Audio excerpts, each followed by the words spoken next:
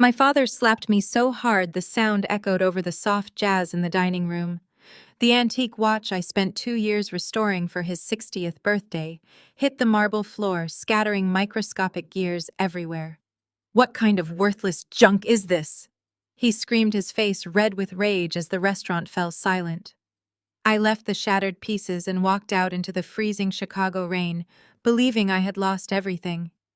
But hours later, I would be dragged into a bulletproof SUV by bodyguards, only to meet a billionaire who would look me in the eyes and say, "Hello, dear. I am your biological father. I am Claire, 33 years old, and a rare horologist."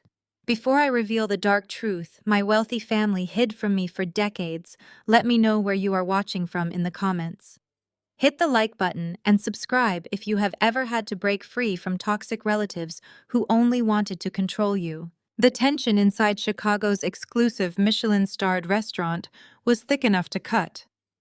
We were gathered to celebrate the 60th birthday of my adoptive father, Richard. He was the chief executive officer of a commercial real estate firm, a man who measured love in dollar signs. Beside him sat my adoptive mother, Patricia. She was 58, draped in diamonds and obsessed with maintaining her high society status. Patricia spent the evening fawning over my younger adoptive sister, Melanie, the undisputed golden child. Melanie was 30, perfectly manicured, and lived off our parents' credit cards while pretending to run a lifestyle blog. Sitting next to Melanie was her husband, Jamal. Jamal was a 34-year-old hedge fund manager, a wealthy African-American man whose sharp intelligence was overshadowed by his arrogance. He wore an oversized designer watch, completely lacking in mechanical soul chosen purely for the brand name stamped on the dial. I sat quietly at the far end of the table, feeling out of place in my understated black dress. My fingertips carried the permanent marks of my trade. I am a rare horologist. I spend my days under bright halogen lamps working with tweezers to realign tourbillons, balance springs, and gears thinner than a human hair. To me, restoring a vintage timepiece is breathing life back into history. It requires immense patience, precision, and respect for the craftsmen who built these mechanical marvels centuries ago. But in this family, my profession was an ongoing joke. Richard frequently introduced me to his wealthy business partners as a cheap repair worker, minimizing my expertise. Patricia would sigh heavily whenever I mentioned my workshop, complaining that I chose a blue-collar life when I could have taken an administrative job at Richard's company. They could never understand that true value is not always screaming from a luxury storefront. True value is often quiet, waiting for someone to uncover its potential. Jamal swirled the Cabernet in his crystal glass and leaned back. He looked at me with a condescending smile. "So, Claire, are you still tinkering away in that dusty shop of yours? You really should let me set you up with an entry-level position at the fund.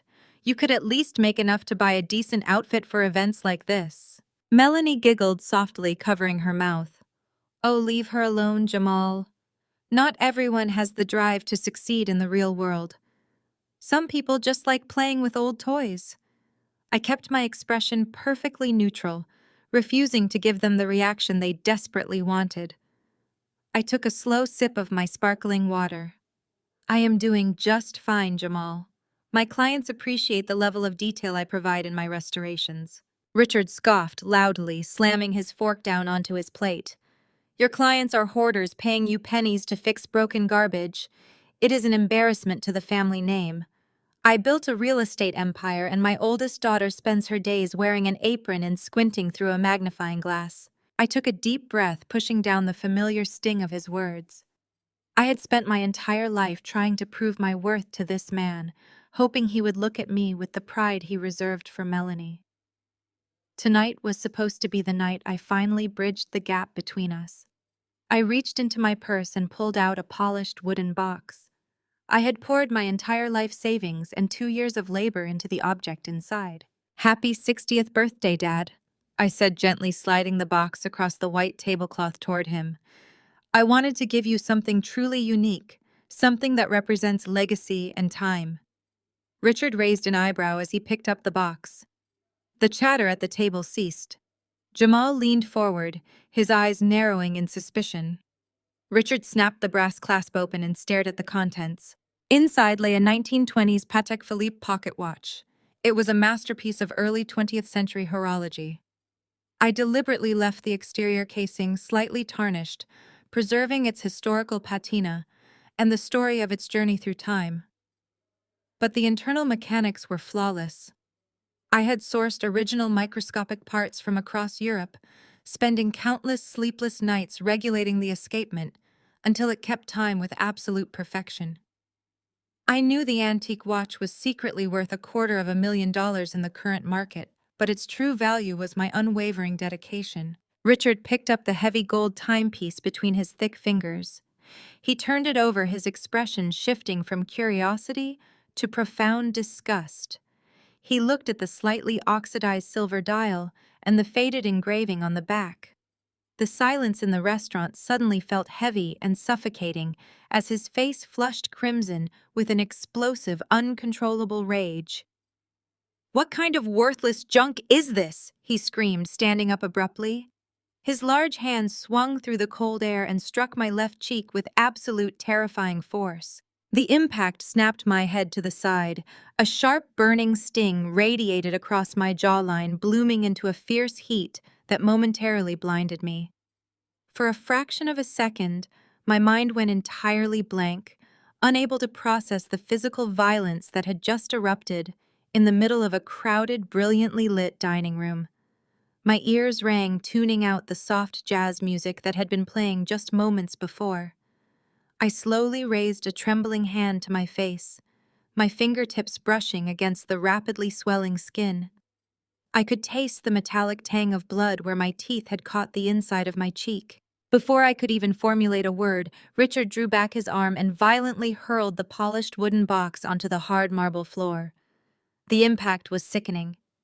The sound of shattering crystal echoed sharply off the high ceilings, cutting through the horrified silence of the restaurant. The 1920s Patek Philippe, a mechanical masterpiece that had survived an entire century, broke apart in a matter of seconds. The delicate hands snapped. The intricate tourbillon I had painstakingly aligned was crushed under the force. Microscopic gears, balanced springs, and tiny screws scattered across the polished stone like glittering, meaningless dust. 2 years of my absolute devotion, my sleepless nights, and every cent I had to my name lay completely destroyed at his designer shoes. "What kind of worthless junk did you give me?" Richard bellowed, his voice raw with indignation. The veins in his neck bulged against his starched white collar. "You come to my 60th birthday dinner surrounded by my peers, and you hand me a dirty, broken piece of trash. You are deliberately trying to humiliate me. You want everyone here to think my business is failing, that I cannot even afford to provide for my family." I stared down at the displaced gears scattered around the toe of his leather shoe. He did not see the flawless mechanics. He did not see the countless hours of labor or the immense monetary value. He only saw a tarnished casing and decided it was an insult. He saw me, and he saw garbage. "Dad." I whispered, my voice barely audible over the ringing in my ears. "That watch is a piece of history. I restored the entire movement myself." "Do not call me Dad," he snapped, taking a threatening step closer. "I gave you everything. I put a roof over your head. I clothed you, and you repay me by bringing junk you probably dug out of a flea market dumpster. You have always been a profound embarrassment to this family, Claire. A pathetic, ungrateful stray who refuses to learn how to fit in." I looked around the table, desperately hoping someone would intervene, someone would tell him he had gone too far. Instead, I saw a reflection of his cruelty staring back at me. Melanie was trying to suppress a grin. She lifted her crisp white linen napkin to her mouth, hiding her amusement, but her eyes danced with sheer delight. She was enjoying every single second of my public degradation. The golden child finally had the definitive proof that the outsider had been broken. Beside her, Jamal casually swirled the deep red Cabernet in his crystal glass. He took a slow, deliberate sip, letting the tension stretch out. He did not look shocked by the physical violence. He looked bored. He set the glass down and let out a short, patronizing chuckle. "You should have just borrowed some money from me for a proper Rolex." Claire Jamal sneered, his voice smooth and dripping with arrogance. I could have spotted you a few grand. At least then you would not look like a complete beggar trying to sit at the adults' table. Seriously, a rusty pocket watch. Did you find that in a pawn shop? It is frankly pathetic. His words were designed to impress Richard to secure his position as the wealthy, capable son-in-law. He knew exactly what he was doing. He was a hedge fund manager who lived for power dynamics, and right now he was standing on my neck to elevate himself. I turned my gaze to Patricia. My adoptive mother sat perfectly rigid in her tailored silk dress. Her face was a mask of cold, calculated distance. She did not rush to my side. She did not ask if I was hurt. She did not condemn her husband for striking me in a crowded public venue. Her only concern was the social fallout. She scanned the surrounding tables, noticing the wide eyes and whispering mouths of the other wealthy patrons. The high society crowd was watching the spectacle, and to Patricia, losing face was the ultimate sin. "This is unacceptable," Patricia said, her voice icy and controlled. "You have ruined the family evening, Claire. You always manage to bring your chaotic, low-class energy into our lives. We cannot have a simple, elegant dinner without you creating a dreadful scene." "I created the scene?" I asked, my voice shaking as I pointed at Richard. "He just hit me. He destroyed something irreplaceable." Patricia ignored my words entirely. She raised her manicured hand and snapped her fingers sharply. Within seconds, the maitre d' hurried over his face, pale and anxious. Patricia did not even look at him when she spoke. "We are having a private family issue," Patricia instructed, her tone indicating she was speaking to the help.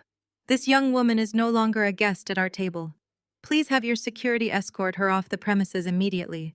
She is disturbing the other diners." The maitre d' hesitated for a fraction of a second, his eyes darting to the red mark blooming across my face, but the sheer wealth and influence of Richard's family dictated his actions. He signaled to two large security guards standing near the coat check. They began making their way across the dining room, their heavy footsteps thudding against the marble floor. "You cannot be serious," I said, taking a step back as the guards approached. "You are throwing me out." "You threw yourself out the moment you handed me that piece of trash," Richard muttered, adjusting his suit jacket and sitting back down at the head of the table. "Take your garbage and leave. We are done here. Do not bother coming to the house. I do not want to see your face." The first security guard placed a firm, heavy hand on my shoulder. "Miss, I am going to have to ask you to come with us," he said quietly, trying to keep the situation from escalating further. "Please, do not make this difficult." I looked down at the floor. The shattered remains of the Patek Philippe lay scattered like debris from a car crash. The balance wheel, an impossibly delicate piece of engineering I had spent weeks calibrating, was bent beyond repair. The glass was ground into a fine powder. It was not just a watch. It was a physical representation of my desperate, futile attempt to buy their love. I had offered them my absolute best, my unparalleled craftsmanship, and they had literally crushed it under their heels. I shrugged off the security guard's hand. "Do not touch me," I said, my voice dropping to a harsh, cold whisper. "I can walk out on my own." But before I left, I sank to my knees right there in front of the entire restaurant. I did not care who was watching anymore. I carefully began picking up the broken gears, the tiny screws, and the cracked silver dial, cradling them in the palm of my hand. I ignored the burning pain in my cheek and the suffocating stares of the elite diners surrounding us. Every tiny piece of brass and steel I retrieved felt like I was reclaiming a fraction of my own dignity. Melanie scoffed loudly from her seat. "Look at her crawling on the floor for pieces of junk. How embarrassing!" Jamal chuckled in agreement, pouring himself another glass of wine, as if the night's entertainment had just concluded. Richard and Patricia completely turned their backs to me, engaging the waiter to order another round of appetizers, effectively erasing my existence from their table. I gathered the last shattered gear, closed my fist tightly around the sharp fragments, and stood up, my resolve hardening into solid ice. I did not look back at the table. There was no dramatic parting speech, no tearful plea for them to reconsider, and no defense of my own humanity. The sharp brass edges of the ruined Patek Philippe dug deep into my palm, but the physical discomfort was nothing compared to the overwhelming weight of the secret I held in my hand. They had just casually discarded a timepiece, valued at $250,000. They had thrown away a mechanical marvel that survived world wars and generations of history, simply because its exterior did not carry the immediate flashy validation they desperately craved. But more importantly, they had thrown me away. I turned my back on Richard, Patricia, Melanie, and Jamal. I walked past the two towering security guards who had been dispatched to remove me. I did not run. I kept my spine completely straight, my shoulders pulled back, and my gaze fixed firmly ahead. The wealthy patrons of the restaurant averted their eyes as I passed their tables, suddenly terribly interested in their truffle risotto and expensive champagne. I could feel their judgment clinging to my damp clothes, but it slid off me like water. Their opinions belonged to the same hollow world my family inhabited, a world I was finally ready to leave behind. I pushed through the heavy brass-framed revolving doors of the restaurant and stepped out into the brutal, unforgiving grip of the Chicago winter. The freezing rain hit me instantly, soaking through the thin fabric of my understated black dress. The icy droplets struck the angry, swollen welt on my cheek where Richard had slapped me, providing a sharp, stinging relief. I did not seek shelter under the restaurant awning. I stepped directly out onto the wet pavement and began to walk. The city lights smeared across the rain-slicked asphalt, casting long, fractured reflections of neon and street lamps. I walked block after block, letting the chilling wind numb my skin. With every step I took away from that Michelin-starred dining room, a profound and terrifying emotional clarity began to wash over me. For my entire life, I had operated under a single exhausting delusion. I believed that if I just worked hard enough, if I was polite enough, if I proved my own inherent value, they would eventually love me. I had spent decades trying to bridge the massive, invisible chasm between the adopted stray and the biological golden child. I remembered scrubbing the floors of my childhood bedroom so Patricia would not have a reason to scold me. I remembered hiding my straight A report cards because showing them would make Melanie throw a tantrum over her own failing grades. I remembered quietly taking the blame for broken vases, missing money, and ruined carpets just to keep the peace in a household that thrived on chaos. It had all been an absolute waste of time. They never wanted a daughter when they took me in. They wanted a prop. They wanted a silent, obedient background character to make their own lives appear more charitable and grand. Tonight, Richard had not slapped me because of a watch. He slapped me because my genuine effort threatened his fragile ego. He slapped me because he needed someone to be lesser than him. I opened my tightly clenched fist and stared down at the mangled gears and springs resting in my palm. The rain washed the blood from the small cuts the metal had made in my skin. The tourbillon, once a masterpiece of balance and gravity, was twisted beyond recognition. I realized then that I had been trying to fix a family that was fundamentally designed to be broken. You cannot restore a mechanism that lacks a heart. You cannot force gears to turn when the mainspring is missing entirely. I stopped walking and stood under the flickering halo of a broken street lamp. I reached into my coat pocket with my free hand and pulled out my smartphone. The screen instantly lit up, displaying a barrage of incoming notifications. I saw the family group chat actively updating. Patricia had already sent a message demanding that I pay for the disruption I caused at the restaurant. Melanie had sent a laughing emoji, followed by a text telling me to go cry in an alleyway. Jamal had forwarded a link to a discount watch repair kit with a sarcastic comment about finding a new career. They were relentless. They fed on my pain like parasites, draining my energy to sustain their own artificial superiority. But the supply was officially cut off. I did not type a response. I did not attempt to defend the value of the gift or explain the agonizing hours I had spent restoring it. Explanations require an audience willing to listen, and I was entirely done speaking to deaf ears. I pressed my thumb against the power button. The screen flashed a bright warning, asking if I was sure I wanted to power down the device. I stared at the harsh white light, feeling a massive invisible chain snap directly down the middle. I tapped confirm.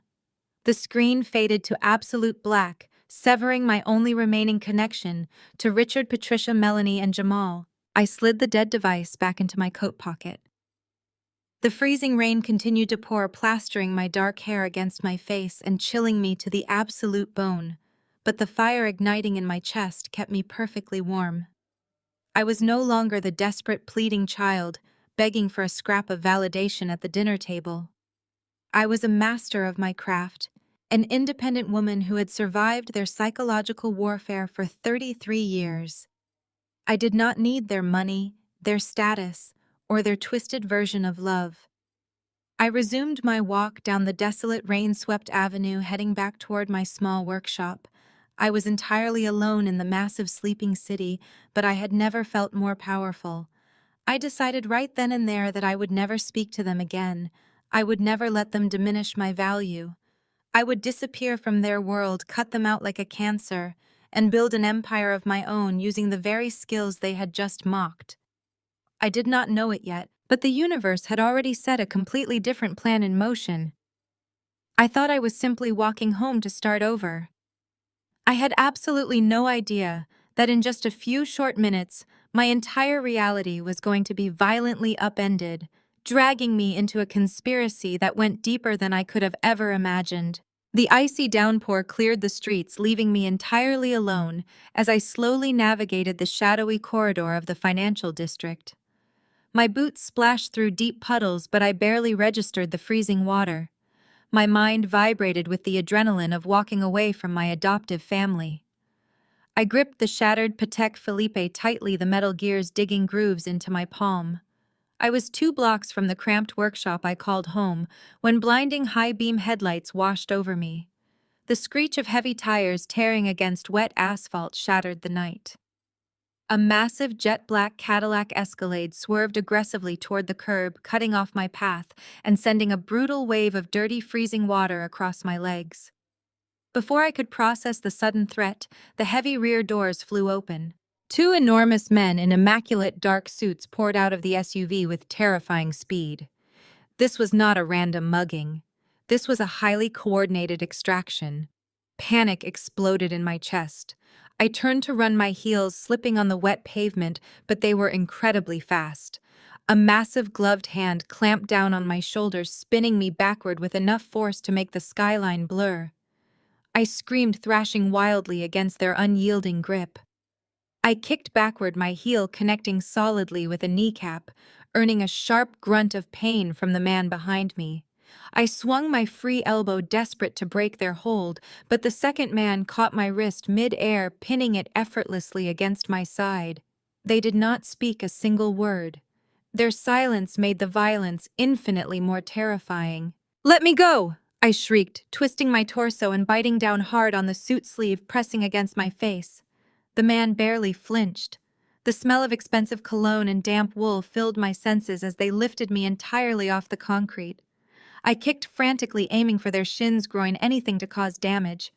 But my desperate strikes bounced off their solid frames like rain off a brick wall. They threw me into the cavernous back seat of the Escalade. I tumbled onto the plush leather upholstery, gasping for breath, my hair plastered to my face in a tangled mess. Before I could scramble back toward the exit, the heavy, reinforced doors slammed shut simultaneously. The distinctive, heavy metallic clank of military-grade deadbolts engaging echoed through the cabin. I was completely trapped. The SUV accelerated instantly, pulling away from the curb with a massive roar, throwing me back against the seat. I scrambled up, slamming my fists against the tinted glass of the window, screaming for help, to the empty, rain-slicked streets flying by outside. The glass did not even rattle. The interior of the vehicle was pitch black, separated from the driver by an opaque partition. My chest heaved as I frantically searched for a door handle, a lock switch, anything that could offer an escape. My heart hammered against my ribs like a trapped bird. The sheer terror of being abducted by professional operatives drowned out every other rational thought. Who had I angered? Was this Richard punishing me for causing a scene?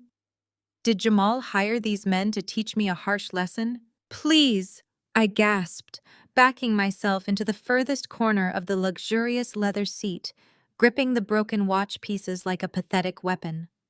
I held out my bleeding hand, ready to strike whoever was hiding in the dark. I do not have any money. My bank accounts are frozen. If Richard sent you, tell him I understand the message. Tell him I will never speak to them again. Just let me out. I will disappear. I swear it. The hum of the tires on the wet highway was the only sound for an agonizing, drawn-out moment. My breathing was ragged, harsh, and loud in the confined space. Then a soft click resonated from the opposite side of the spacious cabin. A warm amber reading light flickered on above the rear passenger side, illuminating the previously impenetrable darkness.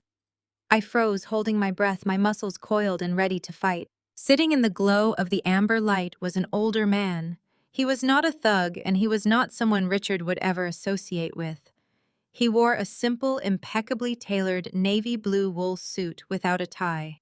His silver hair was neatly trimmed, and his face bore the distinguished lines of a lifetime spent carrying immense responsibilities. He looked to be in his early 60s, yet he radiated a quiet, unshakable authority. I immediately recognized him from magazine covers and financial news broadcasts. It was Harrison Cole, the famously reclusive tech billionaire from Silicon Valley, a man who controlled algorithms and digital infrastructures that shaped the modern world. But he was not looking at me with the cold, calculating gaze of a corporate titan. He was looking at me with absolute, undisguised awe. His hands, resting on the silver handle of a sleek walking cane, were trembling visibly. The hard, terrifying reality of the kidnapping suddenly morphed into profound confusion.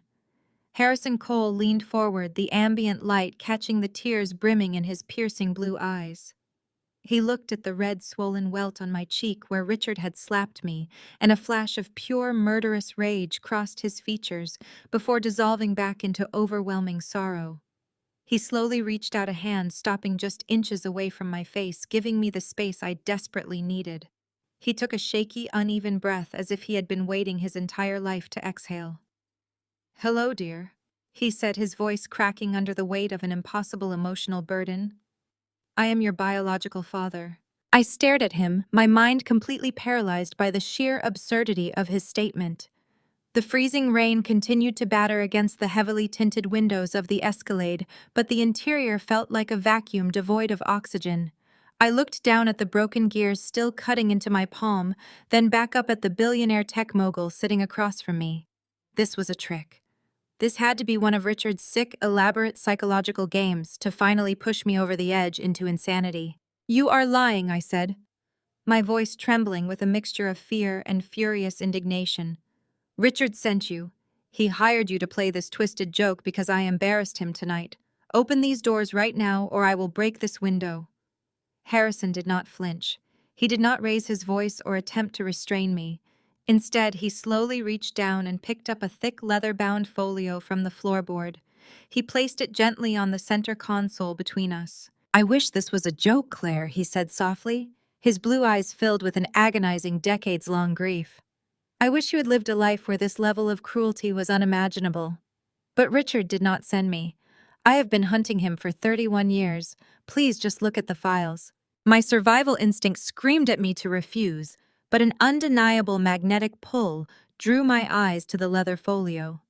My bloody, shaking fingers reached out and flipped open the heavy cover. The first document resting on top was a certified laboratory report from a highly secure independent genetics facility. It displayed 2 columns of complex alphanumeric data culminating in a single highlighted line of text. "The probability of paternity is 99.9%. I swallowed hard, pushing the paper aside. Beneath it lay a stack of vintage faded photographs. I picked up the first picture and felt all the air leave my lungs. Staring back at me was a woman holding a toddler. The woman possessed my exact jawline, my exact dark hair, and the exact same intense analytical eyes that stared back at me in the mirror every single morning. She was radiant, draped in effortless elegance, holding the toddler with a fierce, protective embrace. "That is your mother," Beatrice Harrison whispered, watching my face carefully. She was the sole heir to one of the most prominent industrial fortunes on the East Coast. We were young, deeply in love, and incredibly foolish. We kept our relationship a secret from her domineering family. When she got pregnant with you, we planned to run away together. We wanted to build a life far away from the suffocating pressures of high society. I traced the outline of my mother's face in the photograph, a phantom memory stirring deep within my subconscious. A faint scent of jasmine, a soft voice humming a lullaby. These fragments had haunted my dreams since childhood memories I had always dismissed as the desperate fantasies of an unwanted orphan. What happened to her? I asked, my voice barely a whisper. Harrison closed his eyes, a profound agony etching deep lines across his face. When you were exactly 2 years old, Beatrice was driving you back to our hidden cabin. A drunk driver crossed the center divide on a winding mountain pass. The collision was catastrophic. Beatrice died on impact. You miraculously survived, shielded by the reinforced frame of your car seat. I was waiting for you both at the cabin. The police never called me because my name was deliberately kept off your birth certificate to avoid her family's wrath. I found out about the crash on the evening news. I looked up from the photograph, my heart pounding a frantic rhythm against my ribs. If my mother died, how did I end up in a sterile house in Chicago with Richard and Patricia? Harrison pointed a shaking finger at a thick stack of heavily redacted legal documents resting at the bottom of the folio. Richard was your mother's trusted estate lawyer. He explained, his tone shifting from sorrow to absolute venomous hatred. Beatrice trusted him with everything. When she died, Richard was the first person the authorities contacted. He was legally responsible for managing her vast estate and ensuring you were placed with proper guardians. He knew exactly who I was. He knew Beatrice and I were planning to marry. I pulled the legal documents onto my lap. They were adoption papers heavily stamped with municipal seals and judicial signatures.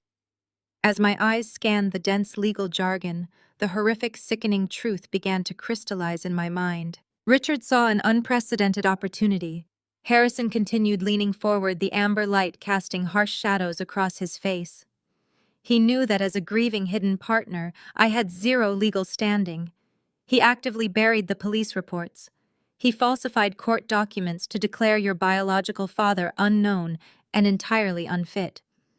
Then, leveraging his immense power within the local judicial system, he fast-tracked a closed-sealed adoption. He did not place you in a loving home. He placed you directly into his own hands. He adopted you himself. I stared at the forged signatures on the yellowed paper. My entire existence, my 33 years of desperate yearning for Patricia's affection, my relentless attempts to earn Richard's pride, it was all built on a foundation of pure, calculated evil. They did not adopt me out of charity, I whispered, my voice shaking with a terrifying, newly ignited rage. No, Harrison said flatly.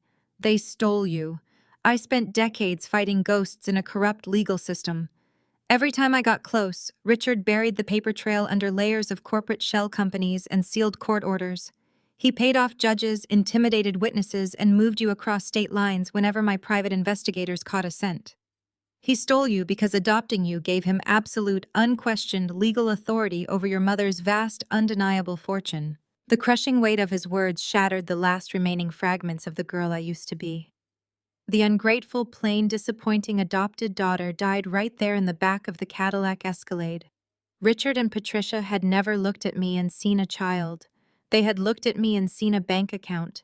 Every cruel comment, every time they elevated Melanie over me, every time they reminded me I was a charity case, it was a deliberate psychological tactic to keep me submissive and completely blind to my true extraordinary worth. I slowly opened my fist, staring at the ruined gears of the Patek Philippe resting in my bloodied palm. The metaphor was brutally clear. Richard had spent my entire life trying to smash my spirit, just like he smashed this priceless watch, hiding its true value beneath a layer of artificial tarnish. My breathing steadied as a glacial, terrifying calm washed over my body. Harrison watched the transformation happen in real time. He saw the exact moment the desperate, yearning daughter vanished, replaced by a woman assessing a hostile takeover. He reached into the leather folio one last time and extracted a thick file bound with a red, secure seal. He did not hand it to me immediately. He weighed it in his hands, his expression hardening into pure corporate ruthlessness. "This is the final piece of the puzzle," Claire Harrison said, his voice dropping to a low, commanding timbre. "This explains why the abuse has escalated so violently over the past few weeks. This explains the dinner tonight." He placed the file on my lap. The top page was a summary of a financial entity named the Beatrice Cole Memorial Trust. I scanned the bold numbers at the bottom of the ledger. My breath hitched. The principal balance was an astonishing $50 million. "Your mother was brilliant," Harrison explained. "She knew her family could be ruthless, so she structured her wealth into an ironclad trust. Richard could not touch the principal. As your legal guardian, he was only permitted to extract an exorbitant management fee every year, which he used to fund his lavish lifestyle and spoil Melanie. But Beatrice included a strict maturity clause. The absolute control of the trust, every single cent of that $50 million, transfers entirely to you on your 35th birthday." I looked up from the ledger, doing the math in my head. "I am 33. "Exactly," Harrison said. "You are 33. Richard has less than 2 years before the money valve shuts off permanently. And right now he is a desperate man bleeding cash." Harrison tapped the financial documents, pointing to a series of highlighted real estate portfolios. "Richard portrays himself as a titan of Chicago commercial real estate, but his empire is an absolute mirage. He is drowning in toxic debt. He overleveraged his commercial properties right before the market crashed. His lenders are circling. He is facing total bankruptcy, public disgrace, and severe criminal charges for the way he has been shuffling funds to hide his insolvency." I thought about Jamal, the arrogant hedge fund manager who had sneered at me just hours ago. Jamal is helping him. I realized the pieces snapping together with terrifying precision. That is why Jamal married Melanie. Harrison nodded, a grim smile touching his lips. "You inherited your mother's sharp mind. Yes, Jamal is the architect of their survival. He has been using his hedge fund to quietly launder the management fees Richard extracts from your trust, keeping Richard's company artificially afloat. But the hole is too deep. They need the principal. They need the entire $50 million to avoid federal prison. But Richard cannot access the principal." I argued, my voice sharp and analytical. "The trust locks him out until I turn 35, and then it becomes entirely mine. How does abusing me get him the money?"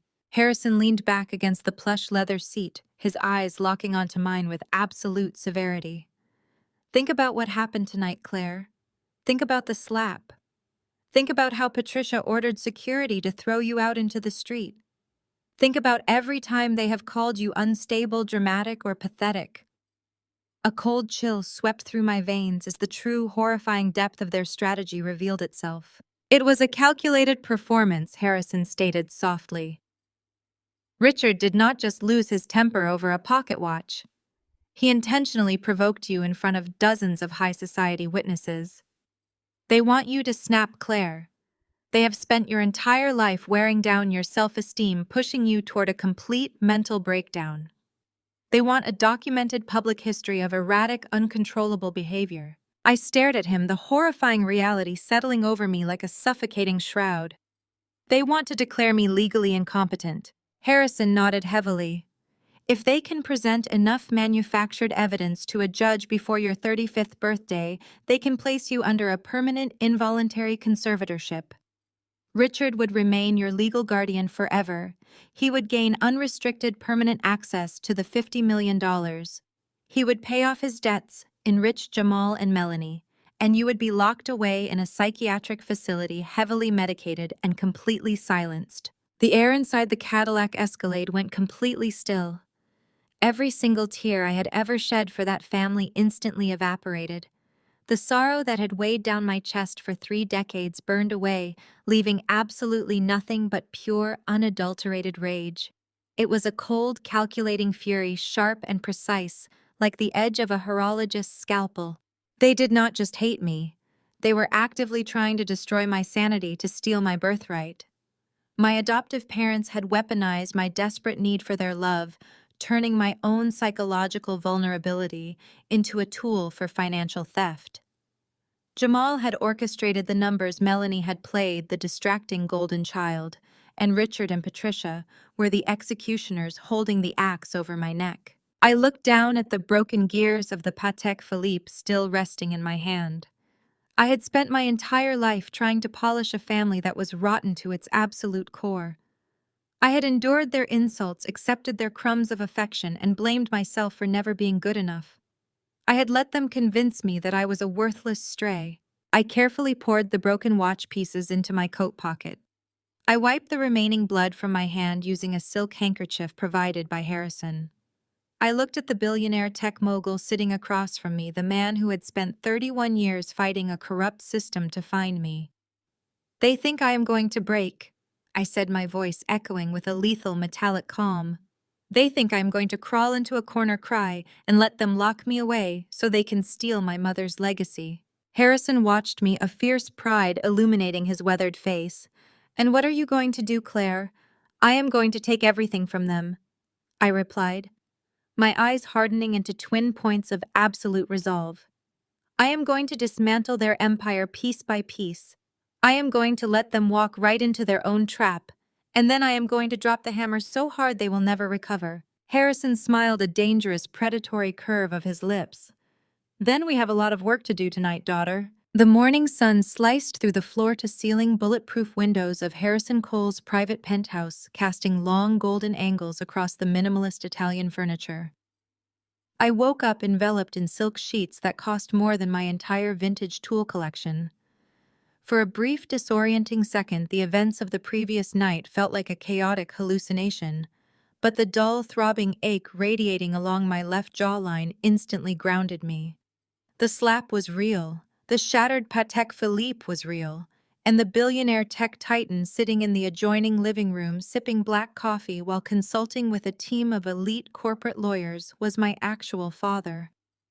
I swung my legs out of the massive bed and walked over to the marble vanity. The reflection staring back at me was stripped of its usual anxious exhaustion. The swelling on my cheek had subsided into a faint yellowish bruise, a physical receipt of Richard's desperation. I traced the mark with a steady finger. It was the last time that man would ever lay a hand on me. I walked over to the mahogany nightstand and picked up my smartphone. I held the power button down, watching the screen flare to life. The device instantly vibrated with the violent, frantic energy of an anthill kicked over by a boot. Hundreds of notifications flooded the screen, piling up in a rapid, chaotic sequence. Missed calls, urgent voicemails, and dozens of messages lighting up the family group chat. They were panicking. They needed their designated punching bag back in her proper place to maintain their sick equilibrium. I tapped open the messaging app and scrolled to the top of the unread onslaught. Patricia had spearheaded the digital assault starting at midnight.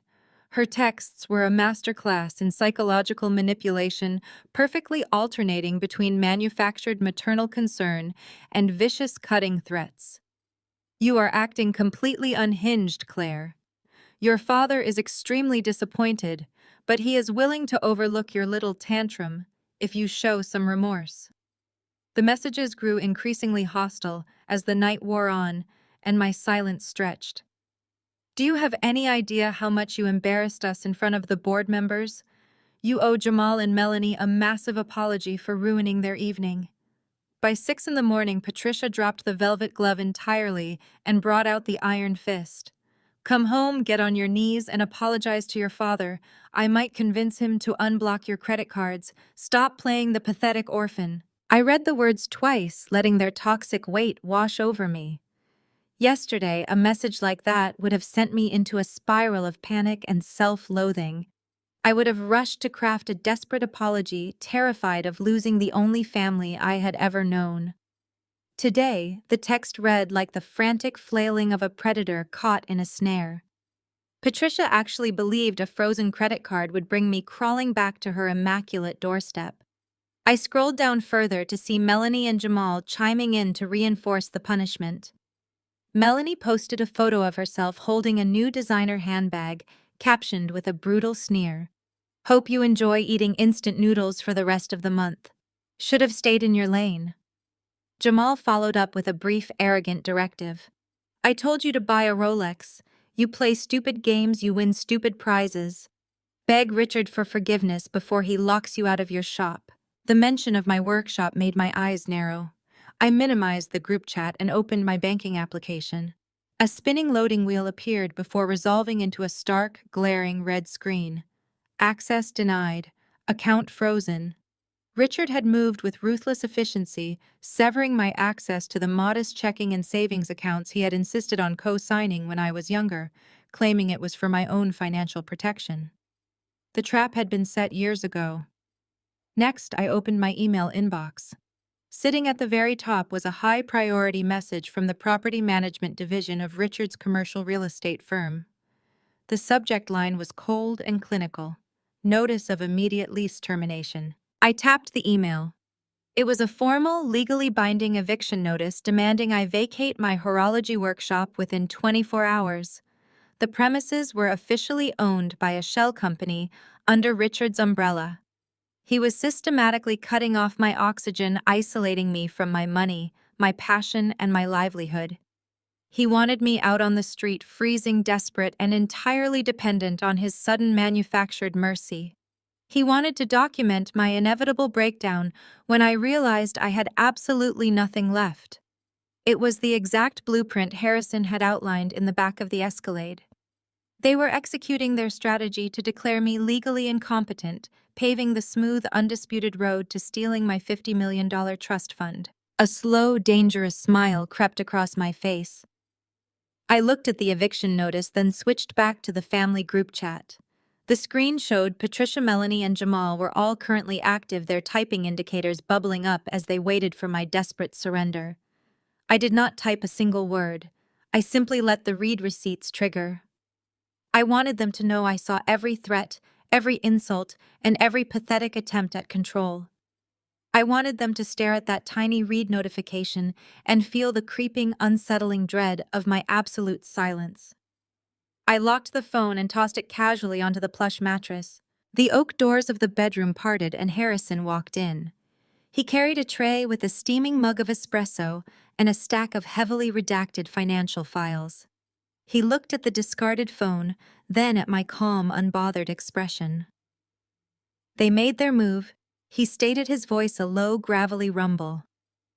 They froze the accounts and served me with an immediate eviction notice for the workshop. I replied, accepting the espresso.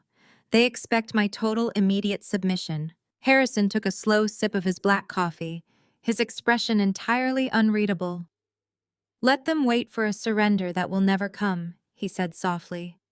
I have already dispatched my legal team to handle the eviction. We are purchasing the entire commercial building your workshop occupies through an anonymous shell corporation. By noon today, Richard will no longer be your landlord. He will be my tenant. I smiled into my espresso, feeling the sheer intoxicating weight of billionaire leverage. However, my brief moment of satisfaction was violently interrupted by the sharp, consecutive chiming of my smartphone. It was not the family group chat this time. My business email inbox was suddenly flooding with high-priority notifications. I set the porcelain mug down on the marble counter and opened the mail application. The vintage horology market is an incredibly insular, fiercely guarded community. It is a world entirely built on absolute trust, pristine pedigree, and unassailable reputation. A master restorer handles timepieces worth millions of dollars pieces where the swap of a single authentic blued steel screw for a modern replica can decimate its auction value. My entire career rested on my integrity, and Jamal knew exactly how to strike at my absolute core. The first email was from the director of vintage acquisitions at a premier auction house in Geneva. It was a formal, chillingly polite cancellation of a lucrative contract to restore a highly coveted 1940s chronograph. The second email was from a private collector in Manhattan demanding the immediate return of his family heirloom. By the time I scrolled to the fourth message, the pattern was glaringly obvious. I was facing a coordinated, systematic blacklisting. I opened a lengthy message from a loyal client, an elderly banking magnate who had always championed my work. He was the only one decent enough to explain the sudden exodus. He wrote with deep regret, stating he had received a disturbing phone call from Jamal early this morning. Jamal, acting as the primary hedge fund manager for dozens of these elite collectors, had aggressively leveraged his financial authority. He warned them that his sister-in-law was suffering from a severe undocumented psychiatric break following the stress of her personal life. But Jamal did not stop at weaponizing my mental health. He went straight for the jugular of my professional dignity. He spread a vicious, highly calculated rumor that I was funding my failing business by stealing authentic vintage parts from client watches and replacing them with cheap counterfeit replicas manufactured overseas. He told the most powerful men in the watch-collecting world that leaving their investments in my hands was a massive financial liability. I felt a sickening jolt of adrenaline course through my veins. Accusing a rare horologist of using counterfeit parts is not just an insult. It is a career death sentence. In the high society circles where Jamal operated, a mere whisper of fraud was enough to permanently excommunicate someone. He was using his billionaire client's wealth as a blunt instrument to crush my livelihood into dust. He assumed that by stripping away my income and obliterating my reputation, I would have absolutely no choice but to crawl back to Richard and beg for the financial protection of the trust fund I did not even know I possessed. Harrison watched the color drain from my face. "What did they do now?" he asked, setting his coffee down. I handed him the phone, letting him read the devastating email from the banking magnate. "Jamal is systematically burning down my career," I explained, keeping my voice remarkably level despite the roaring fire in my chest. "He is calling my biggest clients, threatening their portfolios if they continue doing business with me. He is telling them I am mentally unstable and running a counterfeit parts scam. He wants to bankrupt me before the sun goes down." In the past, watching my life's work evaporate in a matter of minutes would have shattered me. I would have frantically called these clients, begging them to believe me, crying over the phone, while Jamal sat in his glass office and laughed at my pathetic desperation. I would have been terrified of the insurmountable power a Wall Street executive held over a solitary artisan. But I was no longer a solitary artisan. I was standing in a fortress of unlimited resources backed by a man who moved global markets before breakfast. Harrison read the email, his eyes narrowing into dangerous, calculated slits. He handed the phone back to me and pulled a secure tablet from his briefcase. He did not look angry. He looked like a predator who had just been handed the exact coordinates of his prey. "Jamal is a profoundly arrogant man," Harrison stated, his fingers flying across the tablet screen as he initiated a series of encrypted communications. "Arrogance makes people careless. In his rush to destroy your reputation, he just committed textbook tortious interference and criminal defamation. He used his position as a fiduciary to extort private citizens. He just handed us the exact ammunition we need to strip him of his financial licenses permanently." Harrison looked up from the screen, his blue eyes locking onto mine with an intensity that sent a thrill of anticipation down my spine. "Do not cancel any of your restoration contracts, Claire. Let them pull out. Let Jamal think he has won the board.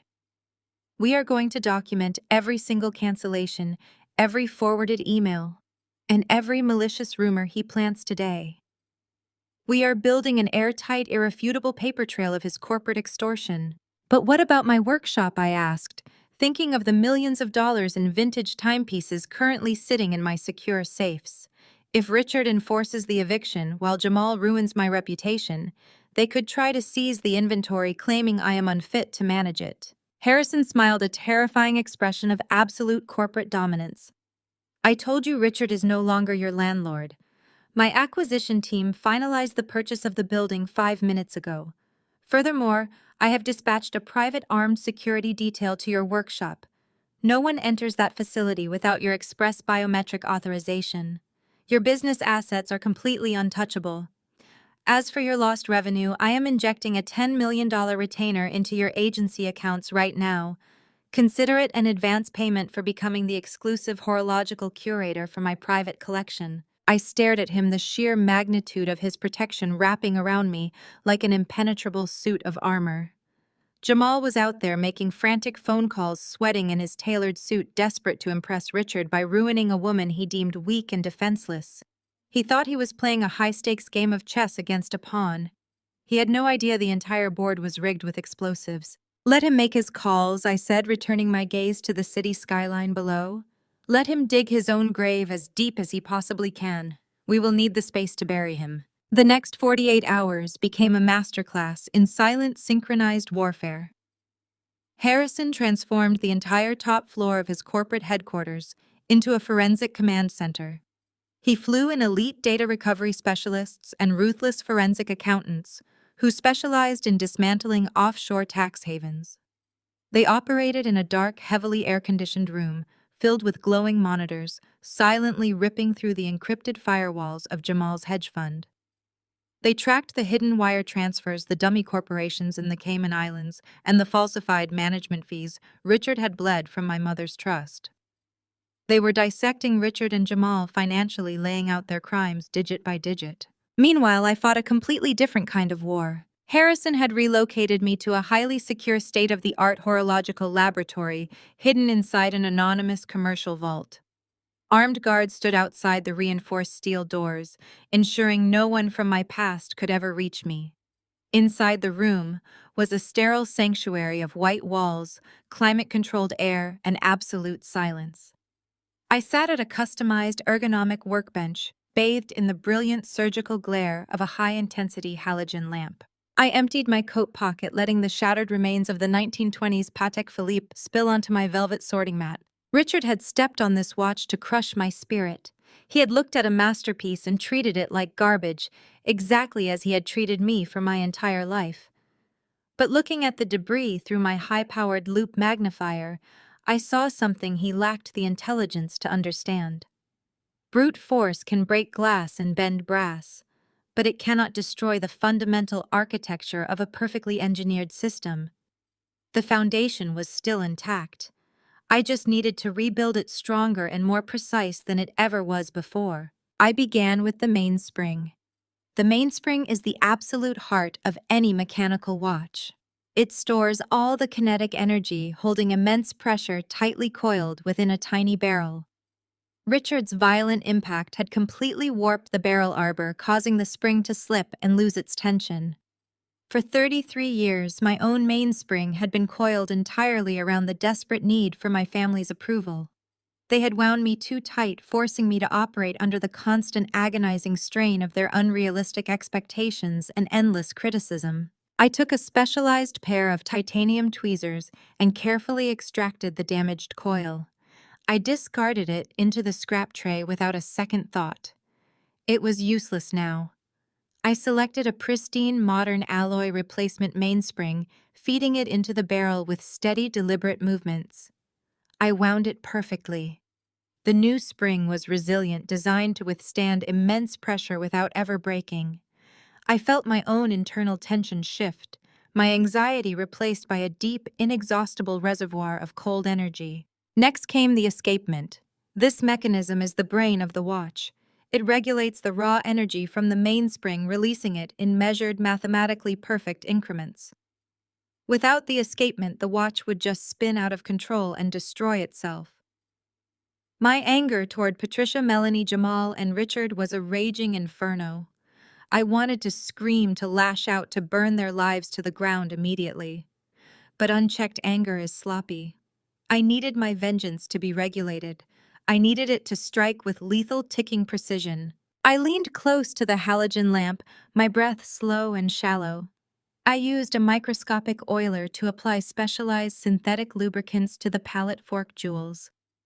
I aligned the escape wheel with absolute perfection. I was taking the chaotic, violent energy of my trauma and locking it into a flawless, methodical rhythm. Every tick had to be exact. Every second had to bring them closer to their inevitable ruin. While I worked, a secure monitor on my bench occasionally flashed with updates from Harrison's war room. A red alert confirmed they had successfully breached a shell company Jamal used to purchase Melanie's luxury vehicles with my stolen trust money. The financial net was closing tighter around their throats. I did not celebrate. I simply picked up a polishing wheel. The brass gears and steel bridges of the Patek had been badly scratched when Richard ground them into the marble floor.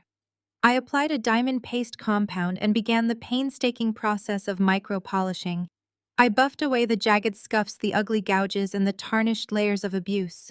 I polished each individual tooth of the gear train until the metal gleamed with a blinding mirror-like finish. I was wiping away every trace of the ugly, disappointing orphan they had branded me as. I was unearthing the brilliant, unyielding woman I was always meant to be. Finally, I reached the tourbillon. The tourbillon is arguably the most complex, agonizingly difficult complication in all of horology. It is a rotating cage that houses the entire escapement assembly, constantly turning on its axis to perfectly counter the negative dragging effects of gravity. For my entire life, my family had been that gravity. They had been a heavy, suffocating force constantly pulling me downward, distorting my value and keeping me grounded in their toxic mud. I held my breath as I lowered the microscopic tourbillon cage into the movement. My hands were as steady as carved marble. I secured the final, incredibly tiny blued steel screw. I picked up my winding crown and gave it a slow, deliberate turn. The new mainspring caught. The energy flowed flawlessly through the pristine gear train. The pallet fork engaged and the tourbillon began to spin in a breathtaking, hypnotic dance. The watch came to life, beating with a powerful, resonant rhythm that defied gravity entirely. It was perfect. It was a masterpiece resurrected from the ashes of their arrogance. I carefully set the movement into a beautifully polished solid gold casing, sealing it beneath a flawless custom-cut sapphire crystal. I wiped the glass clean, leaving not a single fingerprint behind. The watch was no longer just a vintage timepiece. It was a weapon armed, calibrated, and ready to be deployed. My secure phone buzzed on the workbench. It was a message from Harrison. "The audit is complete. We have the wire fraud evidence. The Securities and Exchange Commission and the Federal Bureau of Investigation are standing by. The trap is fully armed." I looked down at the Patek Philippe ticking flawlessly under the harsh halogen light. I picked up the phone and typed my reply. "The watch is ready. Let us finish this." 2 exact weeks had passed since the violent altercation at the Michelin-starred restaurant. For 14 days, I remained entirely invisible to the world I had left behind. I spent my time mastering the intricate mechanics of my revenge, safe within the impenetrable walls of Harrison Cole's corporate fortress. My old smartphone, the one I had powered down in the freezing rain, sat dead inside a soundproof desk drawer. I had not opened a single message, answered a single call, or offered my adoptive family a solitary ounce of the desperate reaction they craved. But today the silence was scheduled to end. Today was the day we opened the gates. I pulled the cold device from the drawer and held down the power button. The screen glowed to life, immediately vibrating with a massive backlog of notifications. I ignored the missed calls from Patricia and bypassed the mocking texts from Melanie. I was looking for one specific communication. It arrived exactly at noon, right on schedule, glowing at the top of my inbox. A text message from Richard. "I am ready to forgive you." The words were so dripping with unwarranted arrogance that I actually let out a short, hollow laugh. "Tonight is the annual charity gala at the Four Seasons.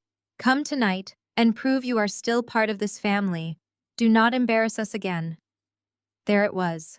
The bait was officially cast.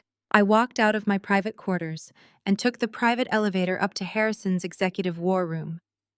The space was humming with the quiet, lethal efficiency of elite intelligence operatives. Harrison stood at the center of the room, flanked by 2 forensic data analysts. He was studying a massive digital display that projected the entire architectural blueprint of the Four Seasons Grand Ballroom. "He sent the invitation," I said, tossing my phone onto the sleek glass conference table. "He wants me to prove my loyalty tonight." Harrison did not look surprised. He simply tapped a command on his tablet, and the digital display shifted from the building blueprints to a highly detailed, comprehensive guest list for the gala. He highlighted a single name near the bottom of the VIP section: Dr. Gregory Montgomery. "Do you recognize that name?" Claire Harrison asked, crossing his arms over his tailored vest. I shook my head, studying the projection. "Should I?" "He is a highly exclusive, exceptionally corrupt private psychiatrist, catering to Chicago's elite." Harrison explained, his voice cold and analytical. "My operatives intercepted an encrypted email exchange between Jamal and Dr. Montgomery 3 days ago." Richard did not invite you to this gala to offer forgiveness. He invited you to finalize your own legal execution. Harrison gestured to one of the data analysts, who brought up a sequence of intercepted text messages on the secondary screen. They were between Jamal and Richard. The language was clinical, vicious, and entirely focused on my destruction. The trap is meticulously designed. Harrison continued, stepping closer to the screen. Jamal plans to corner you near the bar during the silent auction viewing. He knows exactly which buttons to push to trigger your anxiety. He is going to relentlessly gaslight you about your business, telling you that your clients have all abandoned you, which he orchestrated, and that you are entirely bankrupt and alone. But words alone will not guarantee the explosive reaction they need. A sick, heavy realization began to settle in my stomach as I read the intercepted texts. They were discussing a pharmaceutical compound. Jamal plans to spike your drink, I whispered, staring at the chemical name highlighted on the digital board. Yes, Harrison confirmed, his jaw tight with barely suppressed rage. A highly concentrated, fast-acting synthetic stimulant, known to induce severe paranoia, rapid heart rate, and aggressive hallucinations. Jamal will slip it into your sparkling water. He will wait for the chemical to take effect, and then he and Melanie will push you into a massive, violent public meltdown. Melanie will have her phone ready to record every single second of your breakdown in stunning high definition. I looked back at the name of the corrupt psychiatrist on the guest list. And Dr. Montgomery will be standing right there to witness the entire thing. Exactly, Harrison said. Montgomery is on Richard's payroll. He will step forward as a concerned medical professional. He will testify that you are an immediate danger to yourself and others. He will sign an emergency psychiatric hold right there in the ballroom. With the video evidence provided by Melanie and the professional assessment of a licensed psychiatrist, Richard will have the absolute legal authority to strip you of your autonomy by Monday morning. You will be locked in a secure psychiatric facility, declared legally incompetent, and Richard will assume permanent, unquestioned control over your $50 million trust fund. The sheer, breathtaking cruelty of their plan hung in the air. They were not just trying to steal my money, they were actively attempting to obliterate my mind, my freedom, and my basic human rights. They viewed my sanity as an acceptable casualty in their desperate scramble to avoid bankruptcy. For a moment, the room was completely silent.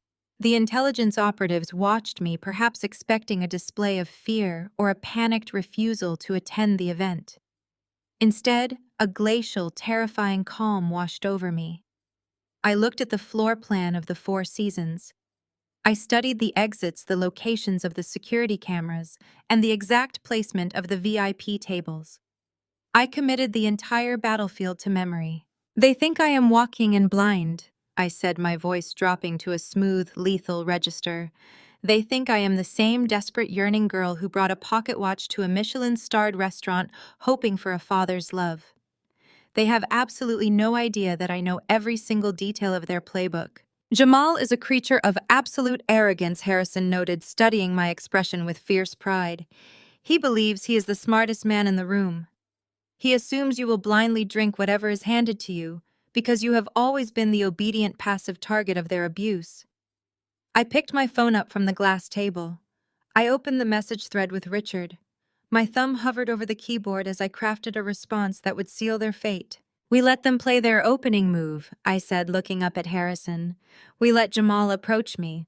We let Melanie get her camera ready. We let Richard stand by with his corrupt doctor, utterly convinced that he has won the war. We let them bask in the absolute certainty of their victory. And then Harrison asked, a dangerous smile touching the corners of his mouth. And then I replied, hitting the send button on my phone, I will gladly hand them the rope they need to hang themselves. The message delivered instantly to Richard's phone. It read simply, I will be there and I am bringing a surprise. I set the device face down on the glass conference table, the sharp click of the impact echoing in the silent war room. The die was cast. Richard would spend the rest of the afternoon smugly anticipating my dramatic downfall, utterly convinced that his psychological warfare had successfully broken my spirit. He would assume my promised surprise was some pathetic, desperate attempt to win back his affection, perhaps another painstakingly restored antique or a tearful public apology.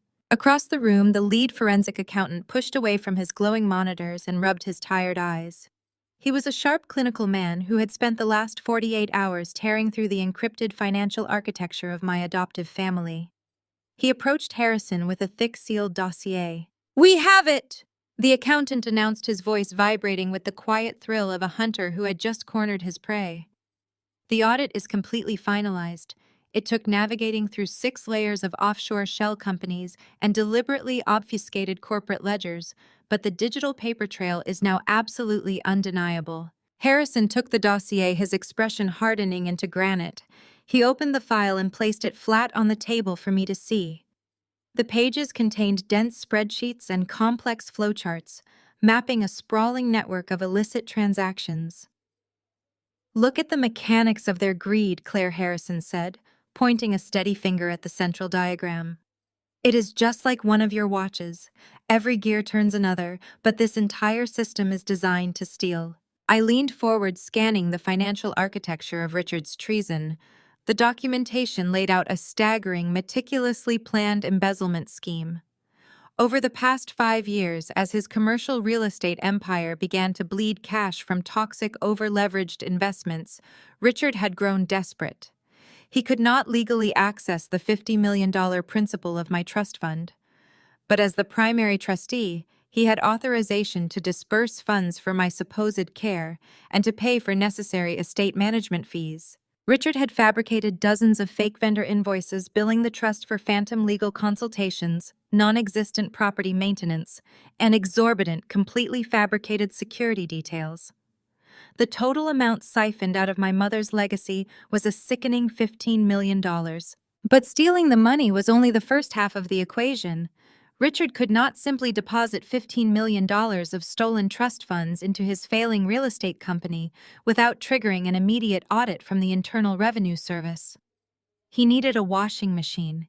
He needed someone with the financial expertise and the unchecked authority to sanitize the stolen cash and reintroduce it into the legitimate market. "That is where your arrogant brother-in-law stepped in," Harrison explained, tracing a thick red line on the flowchart that connected Richard's shell companies directly to Jamal's hedge fund. Jamal took the dirty money and buried it inside complex high-frequency trading algorithms. He executed thousands of micro-trades, intentionally mixing Richard's stolen $15 million with legitimate client capital. Jamal then dispersed the money back to Richard disguised as legitimate offshore capital gains. I stared at Jamal's signature on the digital transfer logs. The sheer audacity was breathtaking. Jamal had mocked my clothes and offered a predatory loan, all while actively managing the $15 million he helped steal from my name. His entire arrogant persona was built on my stolen wealth. "They left a permanent digital fingerprint," the accountant added, tapping the ledger. Jamal was arrogant enough to use his primary fund's routing numbers for the final transfers. He assumed the trust would never be audited because Richard controlled the only key. It is a textbook violation of federal securities law. Wire fraud, money laundering, and severe fiduciary breach. Harrison closed the dossier. The loud slap of the heavy cover sounded like a judge's gavel dropping. The financial trap was fully constructed. Now it was time to hand it over to the executioners. Harrison pulled a heavily encrypted satellite phone from his jacket pocket. He walked to the floor-to-ceiling window looking out over the sprawling city skyline and dialed a direct private line. I watched in quiet awe as my biological father orchestrated the destruction of my abusers. He spoke in low, clipped tones. He was not calling a local police precinct. He was calling the regional director of the Securities and Exchange Commission, followed immediately by the special agent in charge of the local Federal Bureau of Investigation field office. "Yes, the evidence is secure," Harrison said into the phone, his voice echoing with absolute authority. $15 million confirmed. The primary targets will be gathered at the Four Seasons Grand Ballroom tonight at 9 o'clock. We have the wire transfer logs, the forged invoices, and the offshore routing numbers ready for your immediate review. I want a coordinated sweep, warrants for Richard and Jamal." He listened, a predatory smile touching his lips. "Excellent. My security team will forward the ballroom schematics and the guest list to your tactical unit. We will see you tonight." Harrison ended the call and slipped the phone back into his pocket. He turned to face me. The air in the room felt highly pressurized, crackling with the electric anticipation of an incoming storm. The legal trap was officially armed, completely invisible, and waiting to snap shut. The federal agents are staging at a secure location 3 blocks from the hotel, Harrison announced. They will have undercover operatives positioned inside the ballroom disguised as event staff and wealthy donors. They are going to let Richard run his charity auction. They will wait for my explicit signal to breach the doors. I looked down at my hands. For 33 years, I had walked on eggshells, accepting their emotional manipulation and relentless gaslighting because I believed I was entirely powerless. Tonight, the power dynamic was shifting permanently. They set a trap to lock me inside a psychiatric ward. I said, my voice steady and cold. They wanted to strip me of my freedom so they could keep my mother's money. Harrison walked over and placed a firm, reassuring hand on my shoulder. And tonight, we let them walk straight into the center of the room. We let them raise their glasses and toast to their own brilliant deception. And then we take their freedom away forever. I nodded, turning my gaze toward the window. The sun was beginning to set over the city, casting a deep blood-red glow across the glass skyscrapers. The waiting was over. It was time to get dressed for the slaughter. I walked into the master suite of Harrison's penthouse, where an elite team of stylists waited in complete silence. For my entire adult life, my daily uniform consisted of heavy canvas aprons, protective magnifying visors, and hands perpetually stained with brass dust and synthetic watch oil. I deliberately made myself small and unremarkable, trying to blend into the background of a family that treated my very existence as an annoying chore.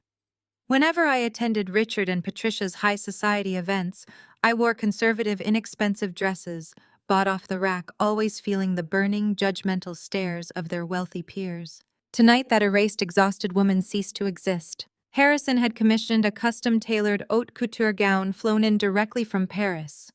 It was a masterpiece of architectural silk in a deep midnight sapphire that appeared almost black under the ambient light. The fabric moved like liquid shadow. It featured sharp, asymmetrical lines, a high-structured collar, and long sleeves that gave off an aura of severe, unapproachable elegance. There was absolutely nothing flashy or ostentatious about it. It was the pure, intimidating embodiment of old money. It was the kind of garment that commanded a room into absolute silence before the wearer even spoke a single word. A stylist carefully pinned my dark hair into a sleek, flawless chignon at the nape of my neck, pulling the strands tight to emphasize the sharp angles of my cheekbones. A specialized makeup artist worked with surgical precision to conceal the faint, lingering bruise on my left jawline where Richard had struck me. I closed my eyes as the soft brush swept across my skin. I did not want the bruise hidden out of shame. I wanted it hidden because I refused to let Richard see a victim tonight. I wanted him to look at my face and see nothing but an impenetrable fortress. When I finally stood up and looked at my reflection in the floor-to-ceiling mirror, the breath caught in my throat. I did not recognize the woman staring back at me. She was dripping with quiet, lethal elegance. The final piece of armor was a simple, breathtaking necklace resting against my collarbone. It was a flawless emerald pendant surrounded by brilliant cut diamonds suspended on a delicate platinum chain. Harrison had walked into the room just moments before to clasp it around my neck. He told me it had belonged to Beatrice, my biological mother. Wearing it felt like carrying her fierce, protective spirit directly into battle. I turned away from the mirror, finalizing my mental detachment. The psychological shift was absolute. I took the lingering, pathetic desperation for Patricia's maternal warmth and severed it completely. I took the desperate childhood yearning for Richard's paternal pride and crushed it into dust. I was no longer the charity case they had manipulated and starved. I was the heir to a $50 million legacy, backed by a tech titan and armed with federal indictments. My heart, which had hammered with anxiety for 33 years, now ticked with the cold, measured precision of a flawlessly regulated tourbillon. I walked out of the master suite and entered the penthouse library. Harrison stood by the mahogany desk, accompanied by 3 men in sharp, perfectly fitted tuxedos. These were not stylists. They were elite undercover operatives coordinated by the federal authorities, preparing to infiltrate the charity gala. Claire Harrison said, his voice a low, steady rumble. "I want you to meet Agent Stone and Agent Reed. They will be inside the grand ballroom tonight." Agent Stone, a tall, broad-shouldered man, gave a brief, respectful nod. "I will be operating as the lead sommelier near the main bar," he explained, his tone completely professional. "We have reviewed the intercepted communications between Jamal and his hired psychiatrist. We know Jamal intends to corner you near the champagne tower during the silent auction viewing. When he hands you the spiked sparkling water, you will accept the glass to avoid raising his suspicion. Do not drink it," Agent Reed added. He was dressed as a wealthy, arrogant bidder, complete with a diamond lapel pin. "You will hold the glass. When Jamal begins his verbal assault to trigger your breakdown, I will intentionally bump into you from behind, causing you to spill the contents onto the floor. My team will immediately secure the spilled liquid with a specialized absorbent cloth for chemical testing. That gives us the physical evidence of the synthetic stimulant for the aggravated assault charges." I nodded, committing the choreography to memory. Except the drink endure the gaslighting, let the operative create the diversion. It was a dangerous, high-stakes performance, but my mind was perfectly clear. "And the psychiatrist?" I asked, adjusting the cuffs of my silk gown. "Dr. Montgomery will be standing approximately 10 feet away, observing the interaction," Agent Stone replied. "Once the drink is spilled, you will act slightly disoriented. Give them exactly what they want to see. Jamal will signal the doctor to approach you with the emergency psychiatric hold paperwork. The moment Montgomery attempts to detain you, he crosses the line into active medical fraud and unlawful confinement." Harrison stepped forward, handing me a microscopic, flesh-colored earpiece. "Insert this before you enter the ballroom. My communication hub will be actively monitoring the audio feeds from the undercover waitstaff. You will hear my voice giving you the exact timing for the auction block. When your restored Patek Philippe is presented on the screens, you will execute the final phase." I took the earpiece and slid it securely into my right ear, letting my dark hair conceal it completely. The plan was locked. Every variable was accounted for. The trap was oiled, wound, and ready to snap shut on their greedy fingers. "It is time," Harrison announced, checking his own pristine wristwatch. "The limousine is waiting in the secure underground garage." I followed my father out of the penthouse and stepped into the private elevator. The descent felt like dropping into the trenches. When the steel doors opened into the subterranean garage, a massive, heavily armored black limousine sat idling on the polished concrete. The driver stood by the open rear door, his posture rigid and attentive. Harrison turned to me before I climbed inside. He looked at the emerald pendant resting against my skin, his eyes filled with a fierce, protective pride. "They are going to look at you tonight and realize they never truly knew you," he said softly. "Take everything from them, Claire." I stepped into the luxurious, shadowy interior of the limousine and sank into the leather seat. "I'm going to leave them with absolutely nothing," I replied.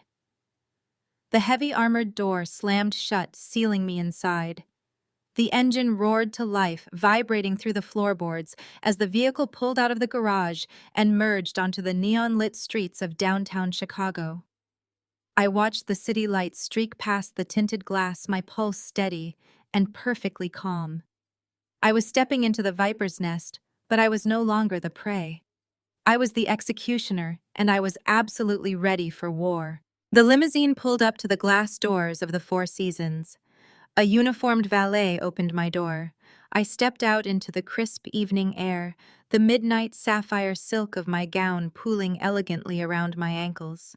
The grand foyer of the hotel was a suffocating display of manufactured opulence.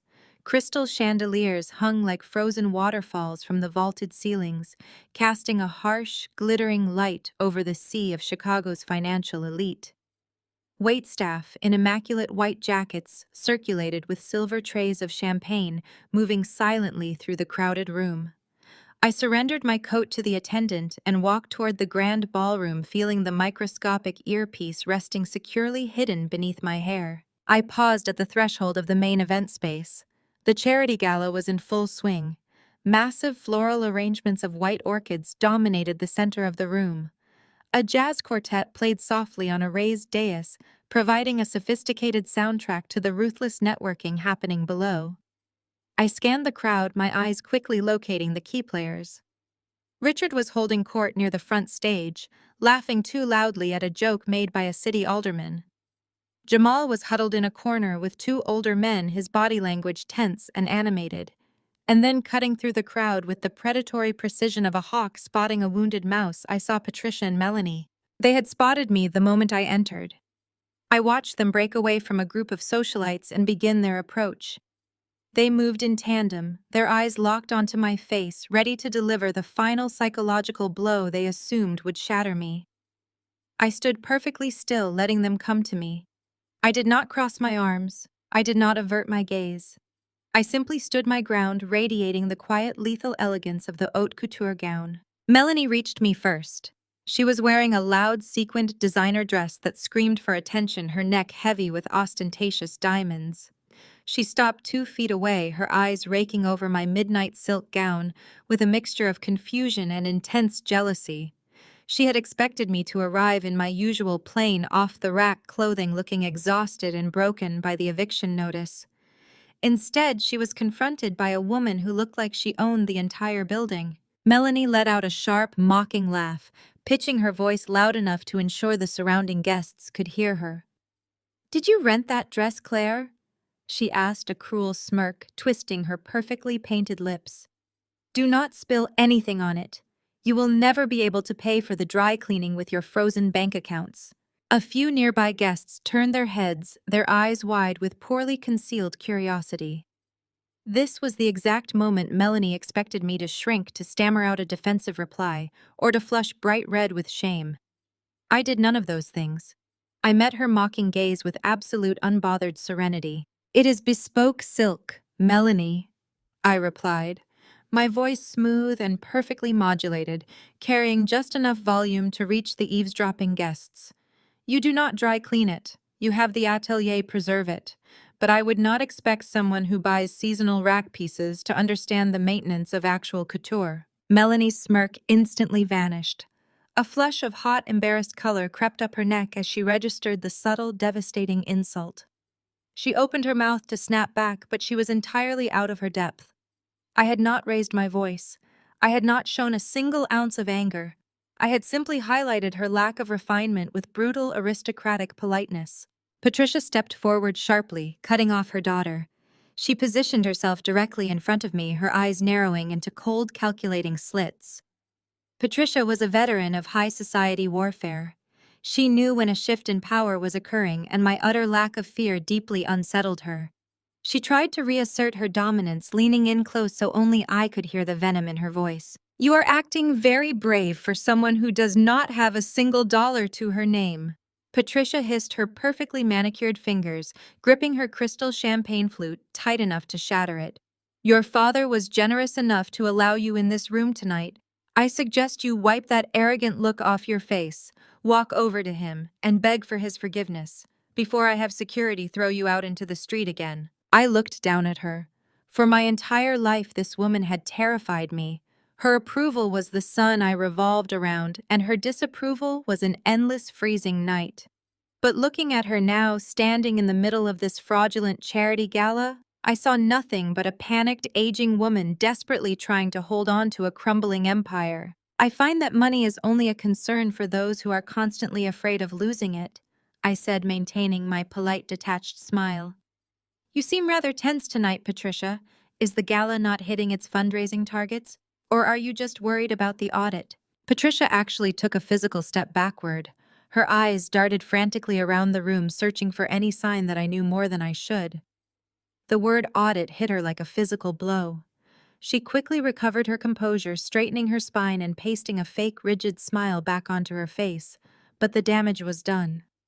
The absolute certainty she had walked over with was completely gone. "You are deeply unwell, Claire," Patricia said, her voice shaking slightly despite her best efforts to control it. "Jamal warned us you were having a psychiatric episode. I thought he was exaggerating, but clearly you have completely lost your grip on reality. Enjoy the luxury party.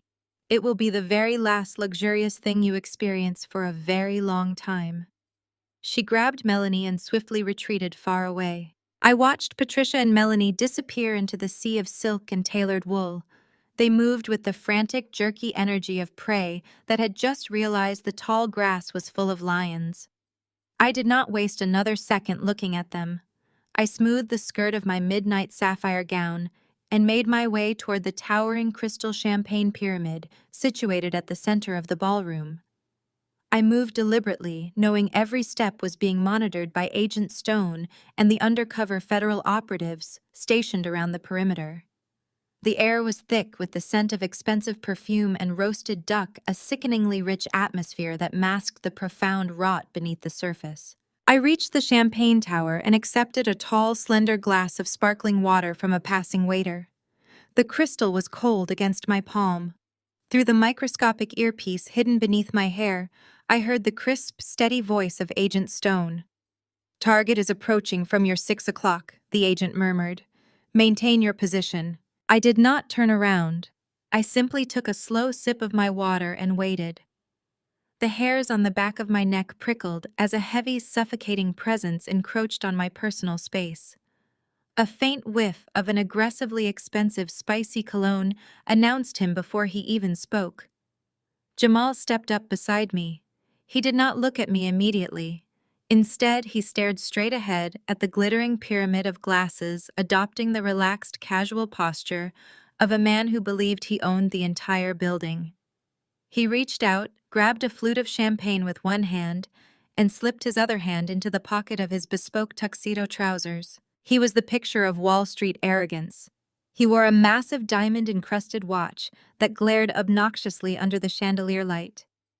It was a crude, soulless piece of metal that perfectly mirrored the man wearing it. "You put on a very brave face for a dead woman walking," Jamal said. His voice was pitched to a low, venomous frequency designed to slide under the radar of the surrounding guests while piercing directly into my ear. I kept my gaze fixed straight ahead, matching his casual posture. "I am breathing just fine, Jamal." He let out a dark, condescending chuckle. He leaned in closer, invading my space in a classic corporate intimidation tactic. His shoulder brushed against mine. For a moment I could feel the nervous, erratic energy radiating off him. He was desperate to assert dominance because beneath the expensive tailoring, he was a man frantic to secure his own financial survival. "You really have no idea how the real world works, do you?" Jamal whispered, his tone dripping with sheer malice. "You sit in your little shop with your tweezers and your magnifying glass playing with broken toys. You think because you fix old clocks that you have some sort of power. Let me explain the hierarchy of this city to you, Claire. The people who buy those vintage watches, the billionaires, the auction house directors, the elite collectors, they all answer to me. I manage their portfolios. I multiply their wealth. When I speak, they do not just listen, they obey." I turned my head slightly, meeting his arrogant gaze. "And what exactly did you tell them to do?" Jamal took a slow sip of his champagne, savoring the moment. He was absolutely intoxicated by his own perceived leverage. "I told them the truth," he said, his lips curling into a cruel smirk. "Or at least the truth they needed to hear. I made 5 phone calls yesterday morning. Just 5. I called the director at the Geneva auction house. I called your prized collector in Manhattan. I called the board members of the Historical Horology Society. I told them that my poor, tragic sister-in-law was suffering from a severe, undocumented psychiatric break. I told them you were drowning in debt and desperately swapping authentic vintage components for cheap counterfeit replicas to cover your rent." He paused, waiting for the devastating impact of his words to shatter my composure. He wanted to see my eyes fill with tears. He wanted to see the panic grip my chest as I realized my entire professional reputation had been incinerated in a matter of hours. "It took exactly 30 minutes for them to panic," Jamal continued, his voice thick with triumph. "They pulled their contracts. They demanded their pieces back. The horology community is small, Claire. Once the word counterfeit is attached to your name, you are entirely finished. No one will ever hand you a watch again. You are absolutely radioactive." I listened to his detailed confession with a glacial calm. Every single word he spoke was being recorded and transmitted directly to the federal agents waiting just 3 blocks away. He was meticulously outlining his own criminal defamation and tortious interference, serving it up on a silver platter because his massive ego convinced him he was entirely untouchable. "You destroyed my livelihood just to prove a point," I asked, keeping my tone carefully modulated to sound fragile, giving him the exact reaction he needed to keep digging his own grave. "I destroyed your livelihood because you are a stubborn, useless obstacle," Jamal spat back. "You embarrassed Richard, which embarrasses me. We cannot have a volatile, broken stray dragging down the family name while we are trying to secure major capital investments." He shifted his weight, turning fully toward me. The predatory gleam in his dark eyes intensified. He thought he had me cornered. He thought the walls were closing in, and he was my only exit. "You haven't booked a single client in 2 weeks, have you?" Jamal asked, reciting the exact line with chilling precision. "Sign the power of attorney over to your dad tonight, and I'll loan you enough to keep you off the streets." The demand was finally out in the open. The absolute core of their entire conspiracy was laid bare. They needed my signature.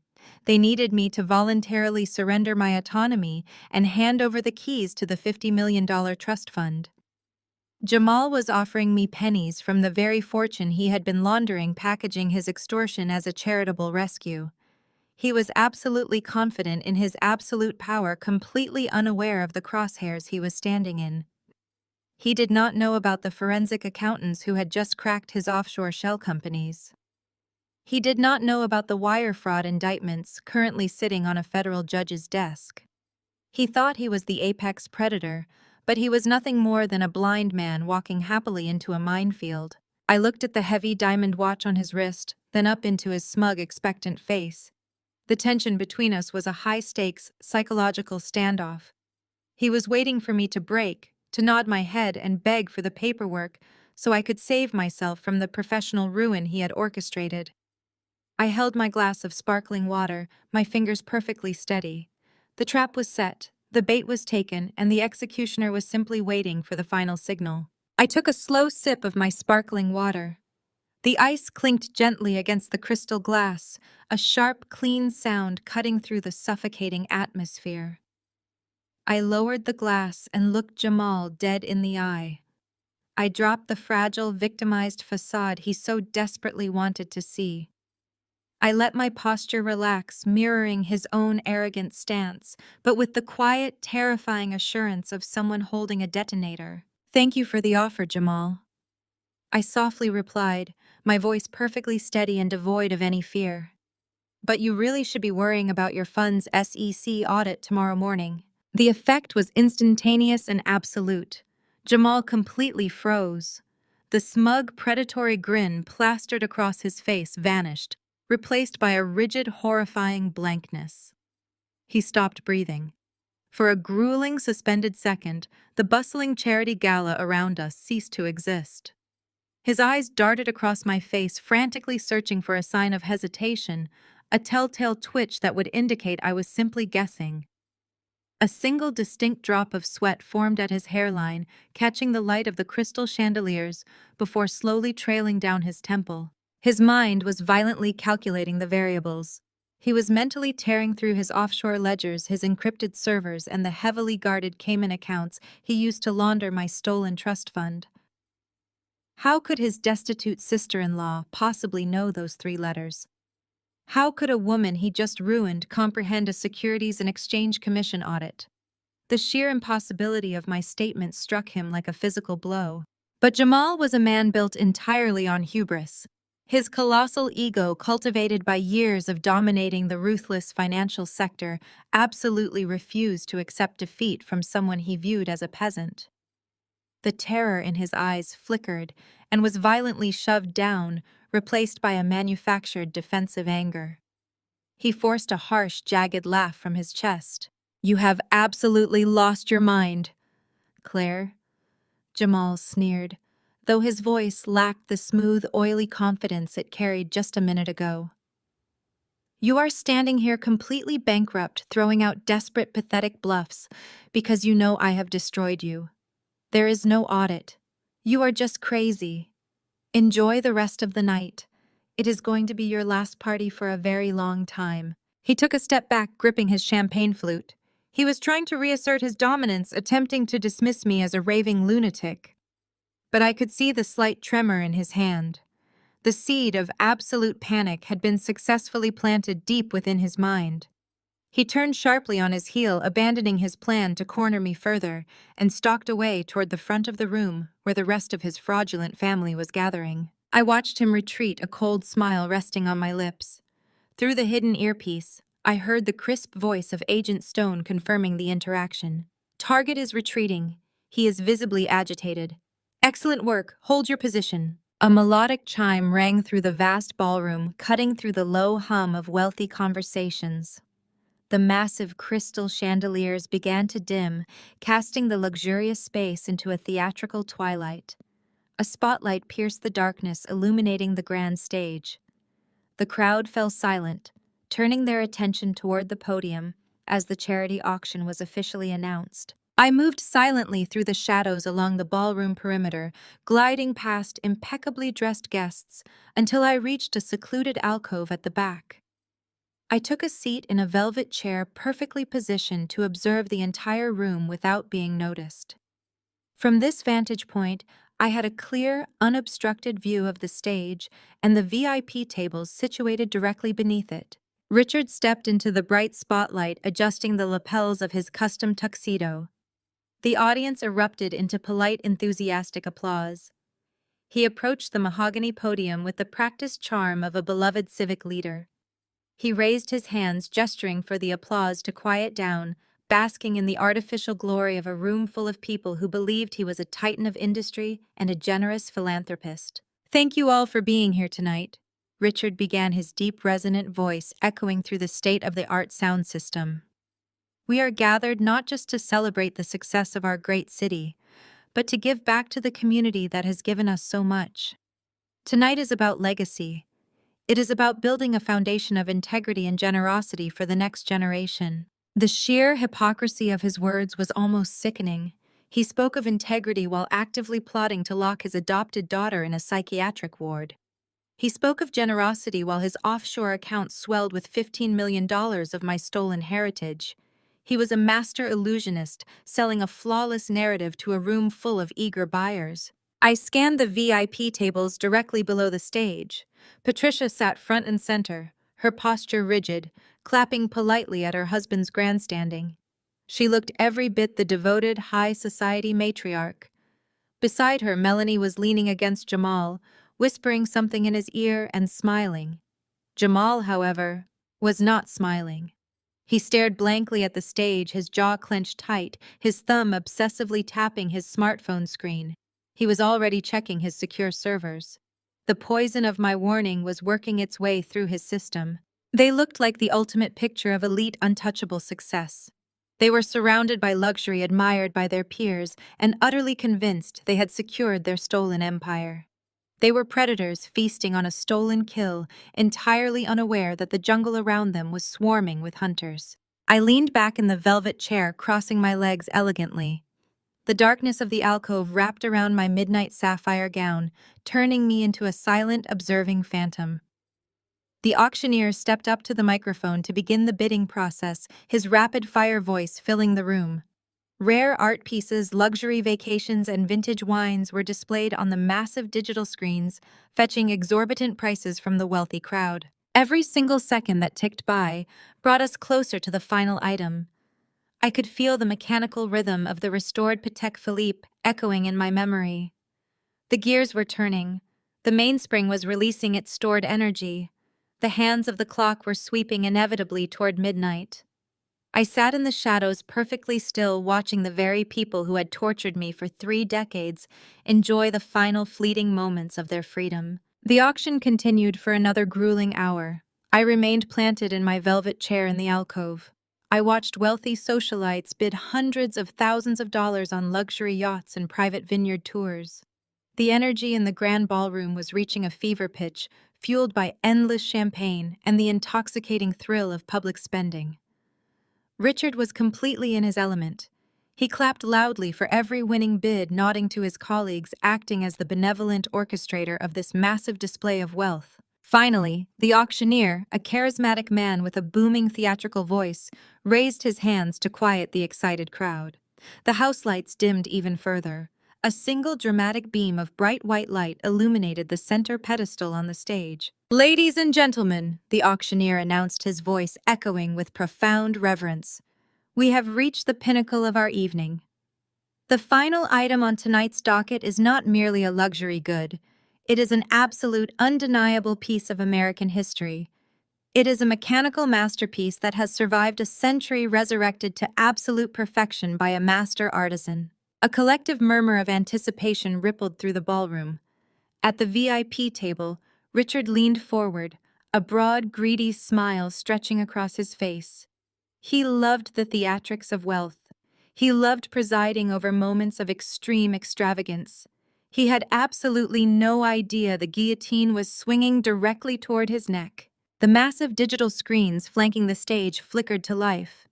A high-definition rotating image of a pocket watch appeared magnified to a colossal scale, so every microscopic detail could be seen by the entire room. What you are looking at is a pristine, limited edition, 1920s Patek Philippe. The auctioneer continued, his voice echoing off the vaulted ceilings. But its engineering is only half the story. This specific timepiece carries a flawless, documented provenance. It was commissioned for and historically owned by a former president of the United States. It was thought to be lost to history, but it has been recovered and flawlessly restored to its original breathtaking glory. I kept my eyes locked on the VIP table. The massive screens projected the image of the watch in stunning 4K resolution.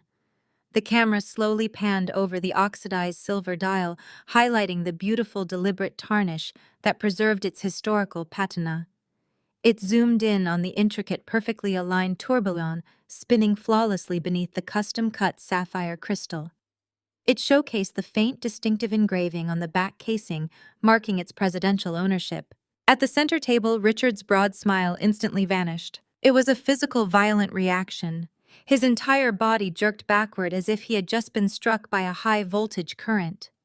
His eyes widened to an impossible, terrifying circumference, practically bulging out of his skull as he stared up at the massive digital screens. All the blood drained from his face in a single rapid rush, leaving his skin an unhealthy, ashen gray. He recognized the oxidized silver dial. He recognized the faded engraving. It was the exact same watch he had hurled onto the hard marble floor of the Michelin-starred restaurant exactly 2 weeks ago. Beside him, Patricia stopped breathing. Her crystal champagne flute slipped from her perfectly manicured fingers. It hit the table, tipping over and spilling expensive liquid across the crisp white linen, but she did not even flinch. She sat completely paralyzed, her eyes locked on the rotating image above the stage. Her mind was frantically connecting the visual evidence to the horrific memory of her husband stomping on those delicate gears in a fit of rage. Melanie actually gasped out loud. She slapped both hands over her mouth, her eyes darting from the colossal screens down to Richard. The smug, arrogant, golden child suddenly looked like a terrified prisoner. She remembered laughing behind her napkin. She remembered mocking me as I crawled on the floor picking up pieces of what she had called useless garbage. Jamal snapped out of his frantic, panic-stricken phone scrolling. He looked up at the screens, then looked at Richard. Jamal was a hedge fund manager. He understood asset valuation better than anyone in the room. He saw the sheer, unadulterated terror radiating from his father-in-law, and the horrific reality began to sink into his own mind.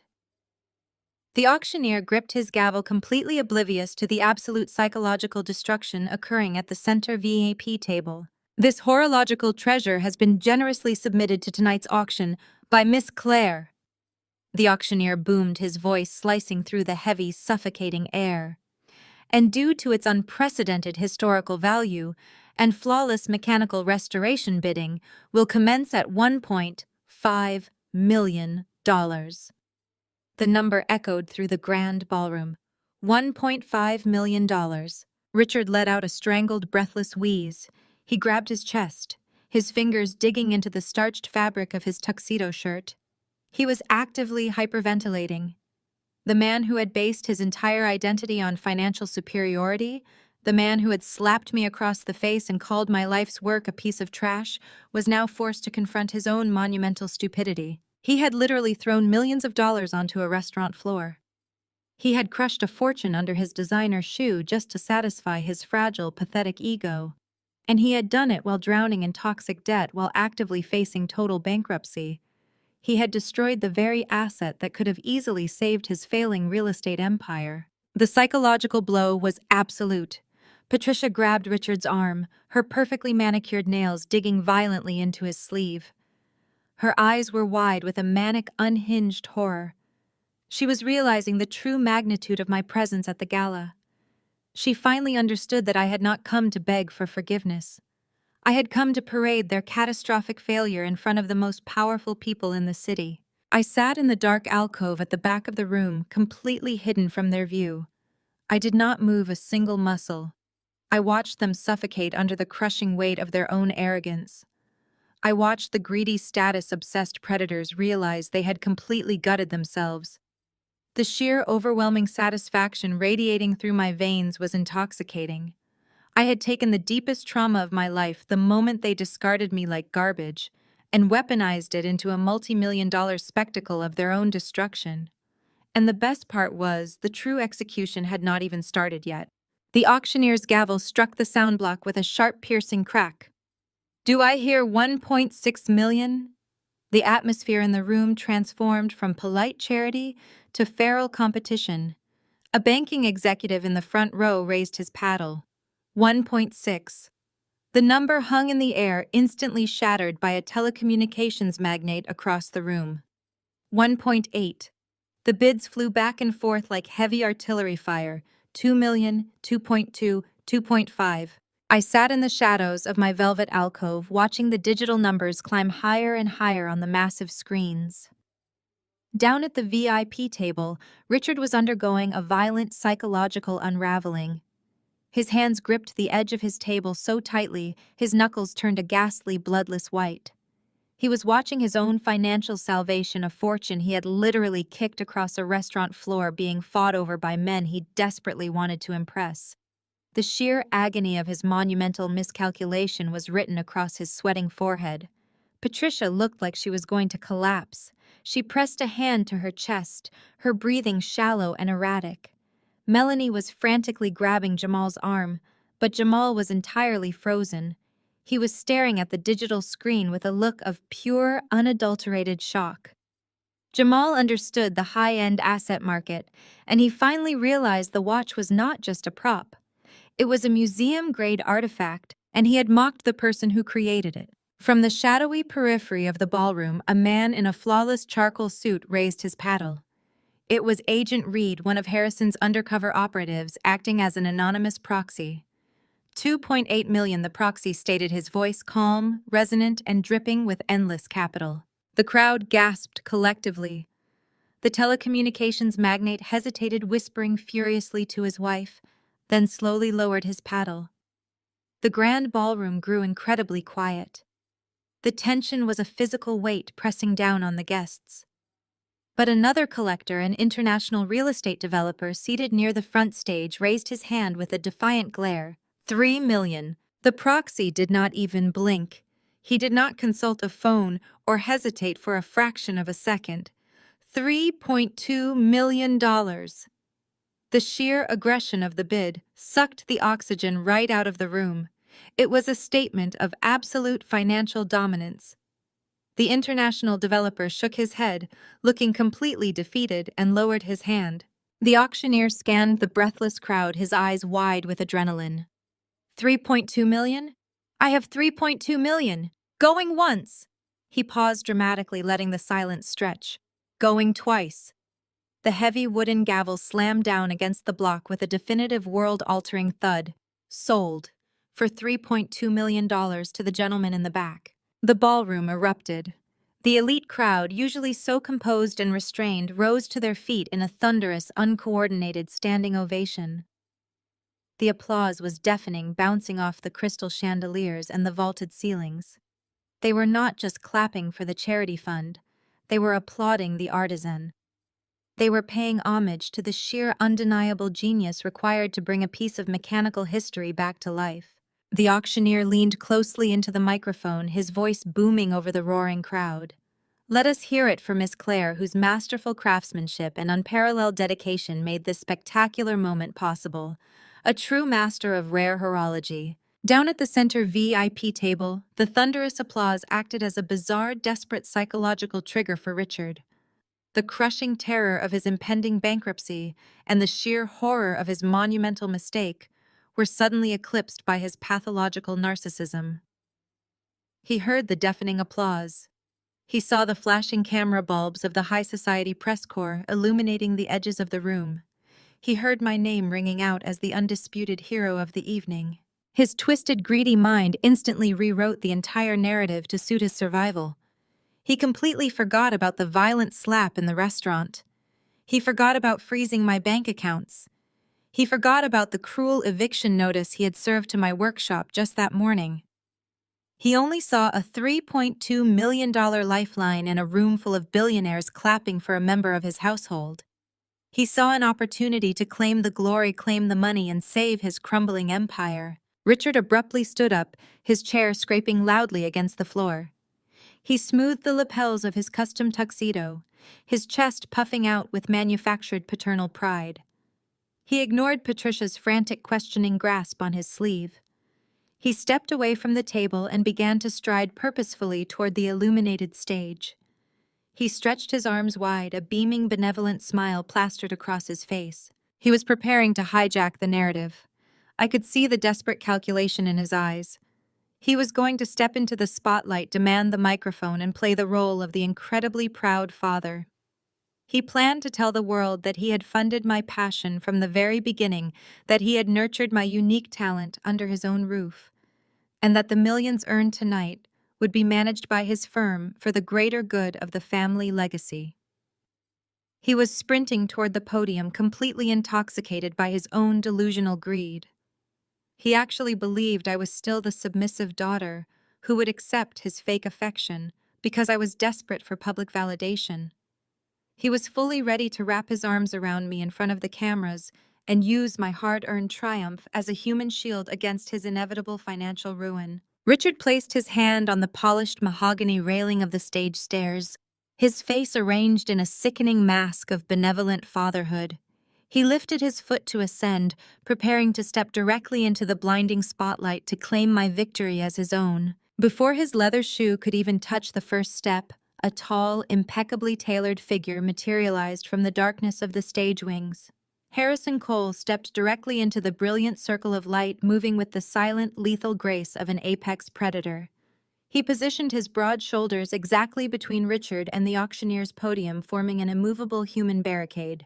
Richard stopped dead in his tracks. A flash of profound annoyance crossed his face, quickly replaced by a furious demand for the stranger to move aside. He opened his mouth to berate the older man, but the aggressive words died instantly in his throat. Richard was a commercial real estate executive who spent his entire career studying the faces of true financial titans.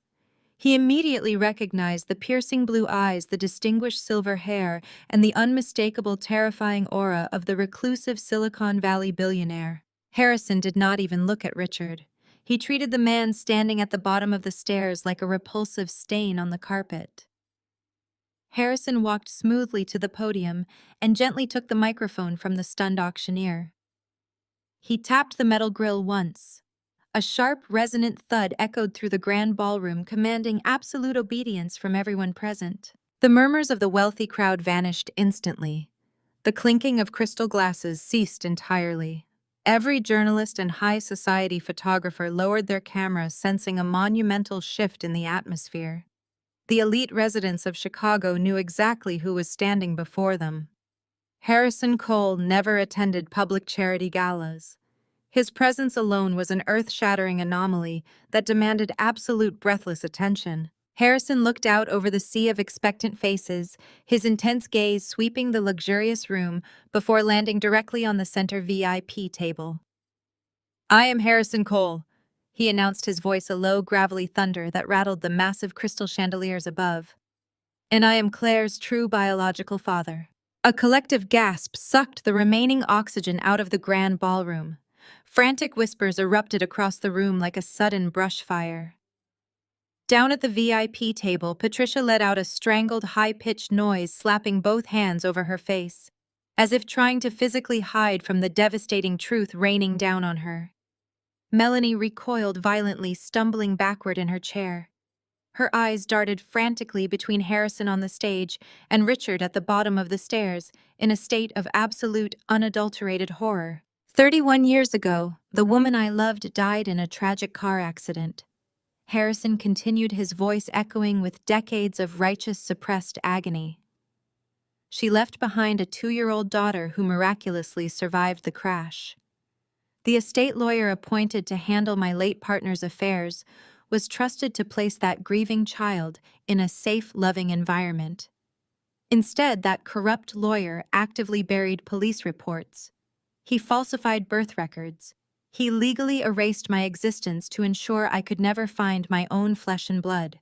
He orchestrated a fraudulent sealed adoption, placing my daughter directly into his own household. Harrison raised a steady hand and pointed a finger directly at Richard, who was now trembling uncontrollably in the blinding glare of the spotlight.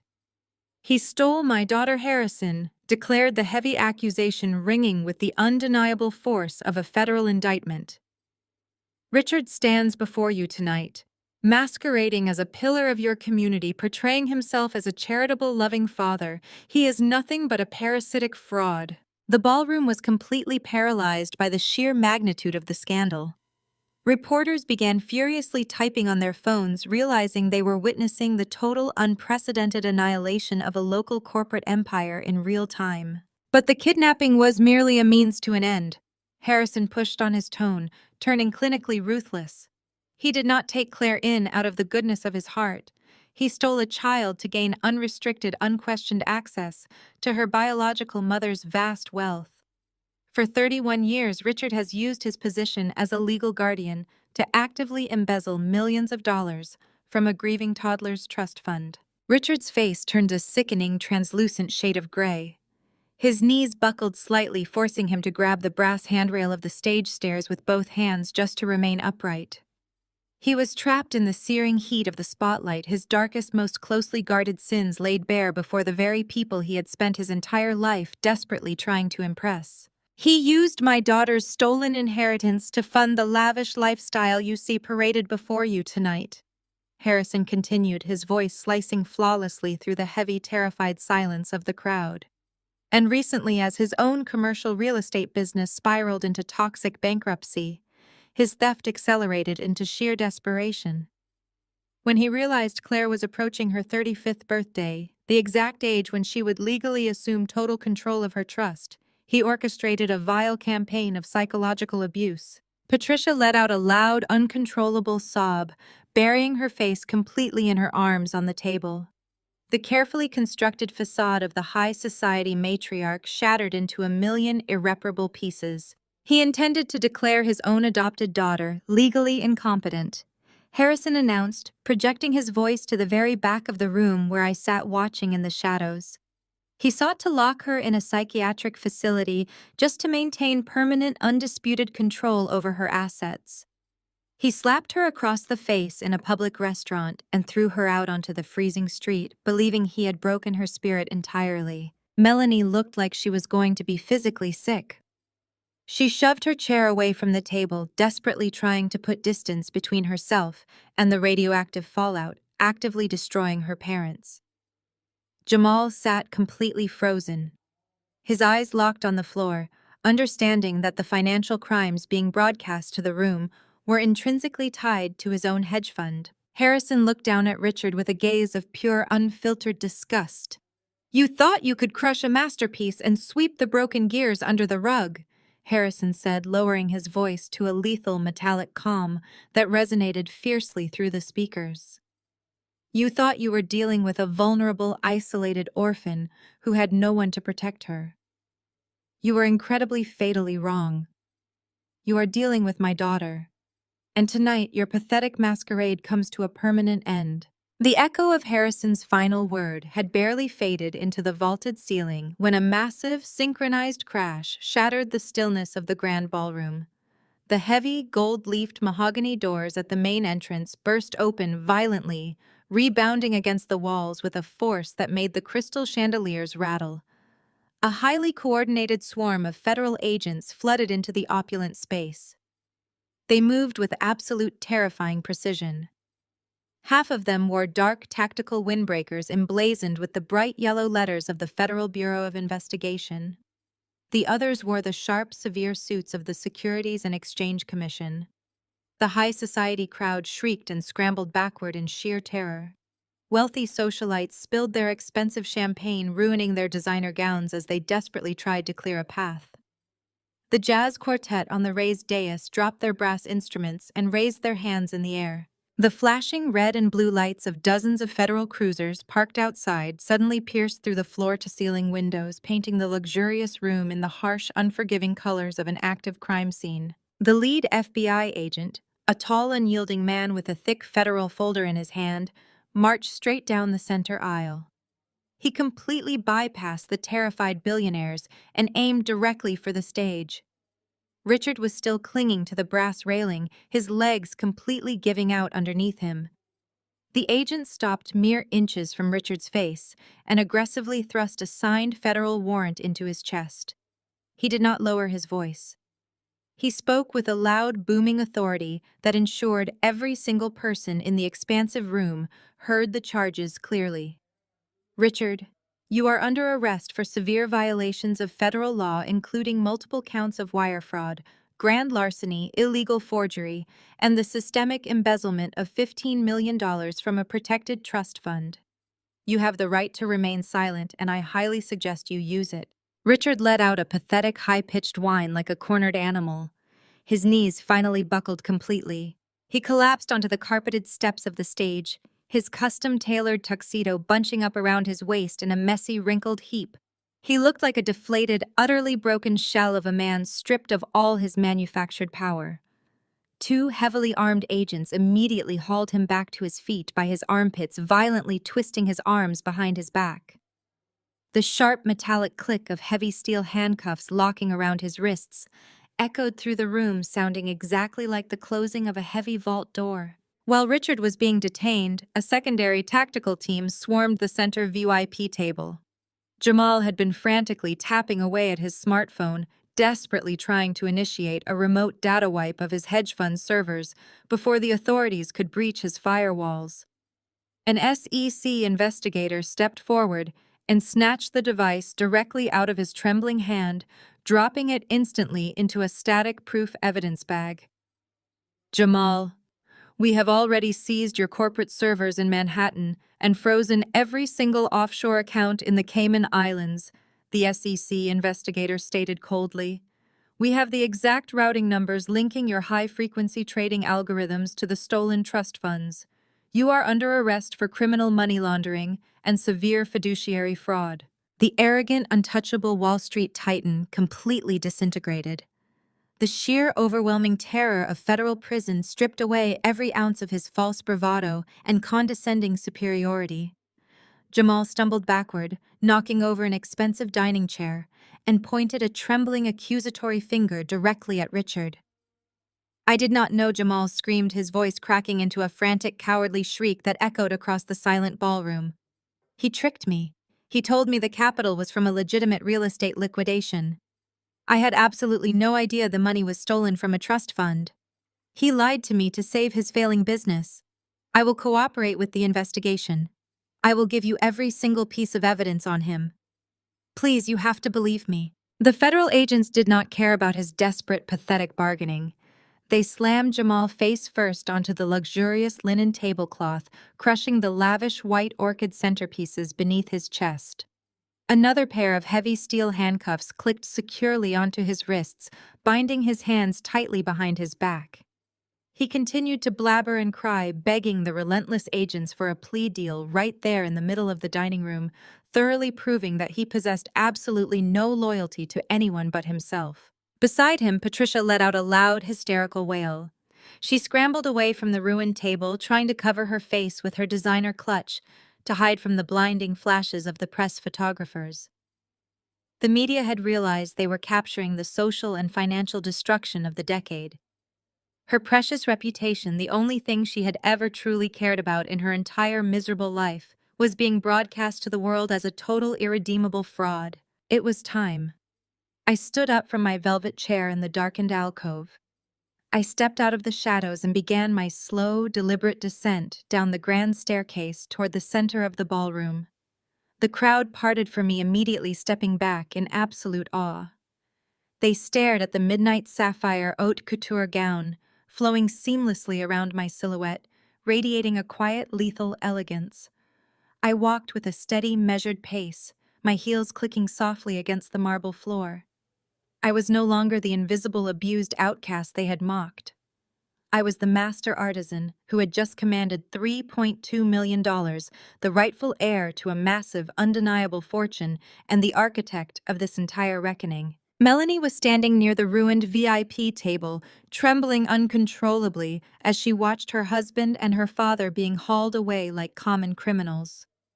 Her entire life of unearned luxury, her designer handbags, her expensive cars, and her arrogant sense of superiority had evaporated in less than 5 minutes. She looked up and saw me approaching through the parted crowd. Her eyes widened with a frantic, animalistic desperation. She realized I was the only person left in the room with any power, wealth, or authority to stop the nightmare unfolding around her. Melanie lunged forward, stumbling clumsily over her own expensive heels. She threw herself onto her knees right in front of me. She reached out with both hands and grabbed fistfuls of my pristine, custom-tailored silk gown. Tears and ruined mascara streamed down her face in dark, ugly streaks, turning her into a pathetic, unrecognizable mess. "Claire, please," she sobbed, her voice a ragged, desperate plea that cracked with genuine terror. "You have to help us. Tell them to stop. Tell Harrison to call off the federal lawyers.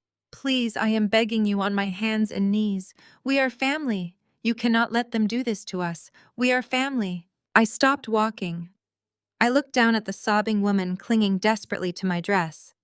This was the same woman who had spent 33 years making my life a living nightmare. This was the same woman who had laughed out loud when Richard violently struck my face. This was the same woman who had mocked my profession and told me to go cry in an alleyway to starve. I felt absolutely nothing for her. Not a single ounce of pity, not a shred of anger, just a profound, glacial emptiness that mirrored the cold mechanics of a watch. I reached down and firmly grabbed her trembling wrists. I slowly, deliberately pried her desperate fingers off my delicate silk fabric, peeling her away from me like a parasite that had finally been detached from its host. I took a deliberate step back, ensuring a clear physical boundary between my new life and their complete destruction. I looked her dead in the eyes, my voice echoing with a cold, terrifying authority that silenced the entire space around us. "Go find another table, Melanie. This one is for family, not for thieves." I turned my back on Melanie and walked away. The federal agents escorted Richard and Jamal out of the grand ballroom in handcuffs, leading them through the lobby, past the flashing cameras of the local press. The high society crowd watched in absolute silence as the two arrogant men were shoved into the back of armored federal cruisers. Harrison walked beside me, his presence a solid, comforting wall of protection. We stepped out of the Four Seasons into the cool night air, leaving the shattered remains of that toxic family entirely behind us. The heavy doors of the hotel closed, shutting out the desperate sobs of the women inside. I took a deep breath, filling my lungs with the crisp, clean wind of a future I finally controlled. 6 months passed. The wheels of federal justice moved with a slow grinding and absolute certainty. The evidence Harrison and his forensic team had handed over to the authorities was entirely bulletproof. There were no lengthy trials or dramatic courtroom battles because Richard and Jamal had absolutely no defense. They were buried under a mountain of their own documented greed. I sat in the gallery of the federal courthouse on the day of their sentencing. Richard stood before the federal judge looking small, frail, and remarkably old. He wore a standard orange jumpsuit instead of his custom-tailored suits. His hair had gone completely white, and his arrogant posture had collapsed under the crushing reality of his consequences. The judge did not show him an ounce of mercy. Richard was sentenced to 15 years in a maximum security federal prison. The charges included systemic wire fraud, severe fiduciary breach, criminal forgery, and the illegal manipulation of custody documents that amounted to kidnapping. He would spend the rest of his functional life locked in a concrete cell, stripped of the power and status he valued more than human life. Jamal did not fare much better. He had tried to offer a plea deal, desperately attempting to throw Richard entirely under the bus, but the prosecutors did not need his help. The digital routing numbers from his hedge fund clearly proved his active complicity in laundering my stolen trust fund. Jamal was sentenced to 5 years in federal prison. Furthermore, the Securities and Exchange Commission formally and permanently stripped him of all his financial licenses. He was banned from the financial sector for the rest of his life. The arrogant executive who had mocked my profession and threatened to bankrupt me was now a convicted felon who would never legally trade a single stock again. With the criminal cases concluded, the civil courts moved to rectify the financial devastation. The judge ordered immediate and total restitution to restore the $15 million Richard had embezzled from my mother's trust. Because Richard's commercial real estate company was already drowning in toxic debt, the court seized every personal asset tied to him and his family. Patricia and Melanie lost absolutely everything. Federal marshals arrived at their sprawling suburban mansion and presented them with an immediate eviction notice. The authorities confiscated the luxury cars, the designer handbags, and the ostentatious diamond jewelry bought with my stolen inheritance. Patricia and Melanie were forced to pack whatever basic clothing they could fit into a few cheap suitcases and vacate the premises. Stripped of their wealth and completely blacklisted by their former high society friends, they had nowhere to go. They were forced to move into a rundown roadside motel on the bleak outskirts of Chicago.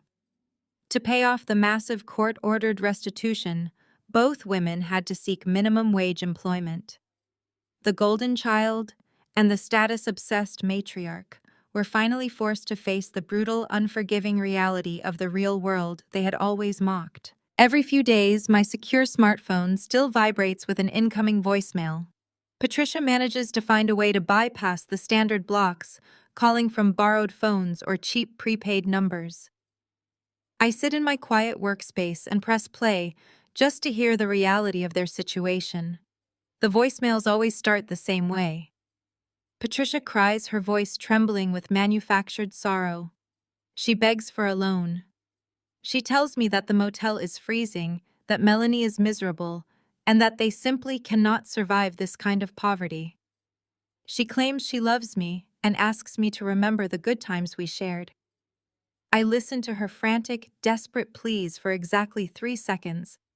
I feel no anger, no pity, and no guilt. The emotional cord is permanently severed.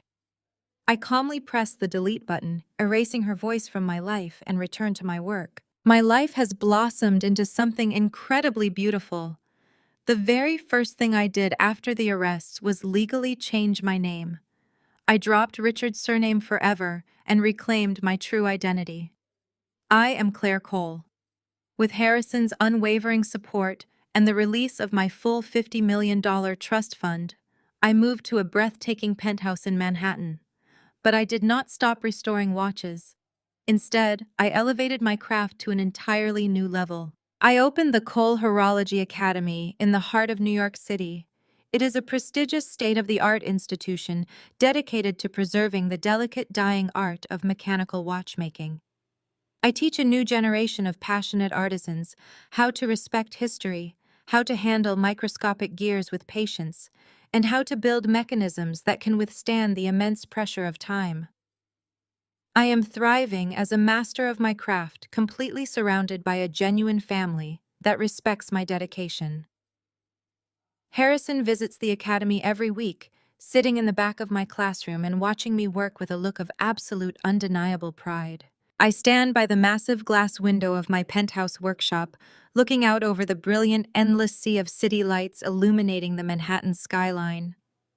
The world feels expansive, open, and full of limitless potential.